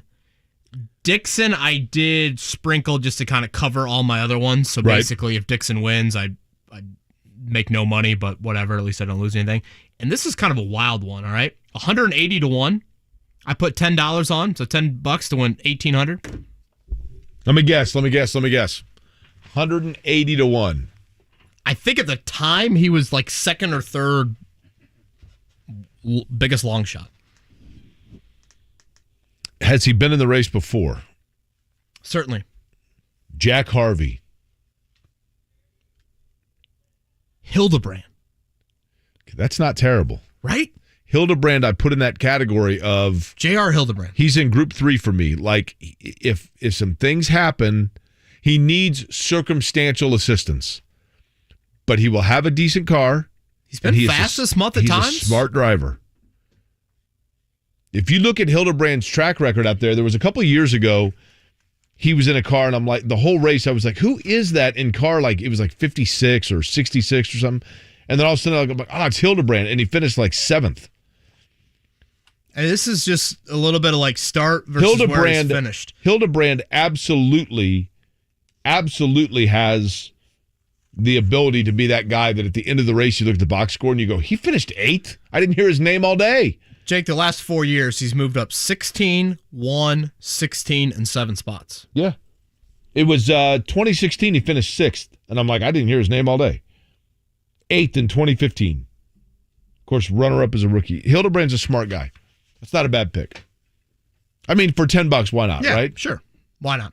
I'll continue to break it down all week long. Thank you to Scott Dixon. That'll be up on the podcast. You can check that out tomorrow. Elio Castroneves rounding out his appearances throughout the month of May, so really appreciate the cooperation with Meyer Shank Racing. We've got Simon Pagano on as well. Jake loves himself some Simon Pagano making his way through the field, and Mike Shank as well. Jake working on a few more drivers we hope to have on. Anything you want to plug this week? I know you got a bunch of events. We're up against it, but keep checking the website, and I'd love for you to watch Golden Badge Kroger on Thursday with the Aero guys. Cool. We'll talk to you tomorrow. Elio Castroneves will join us.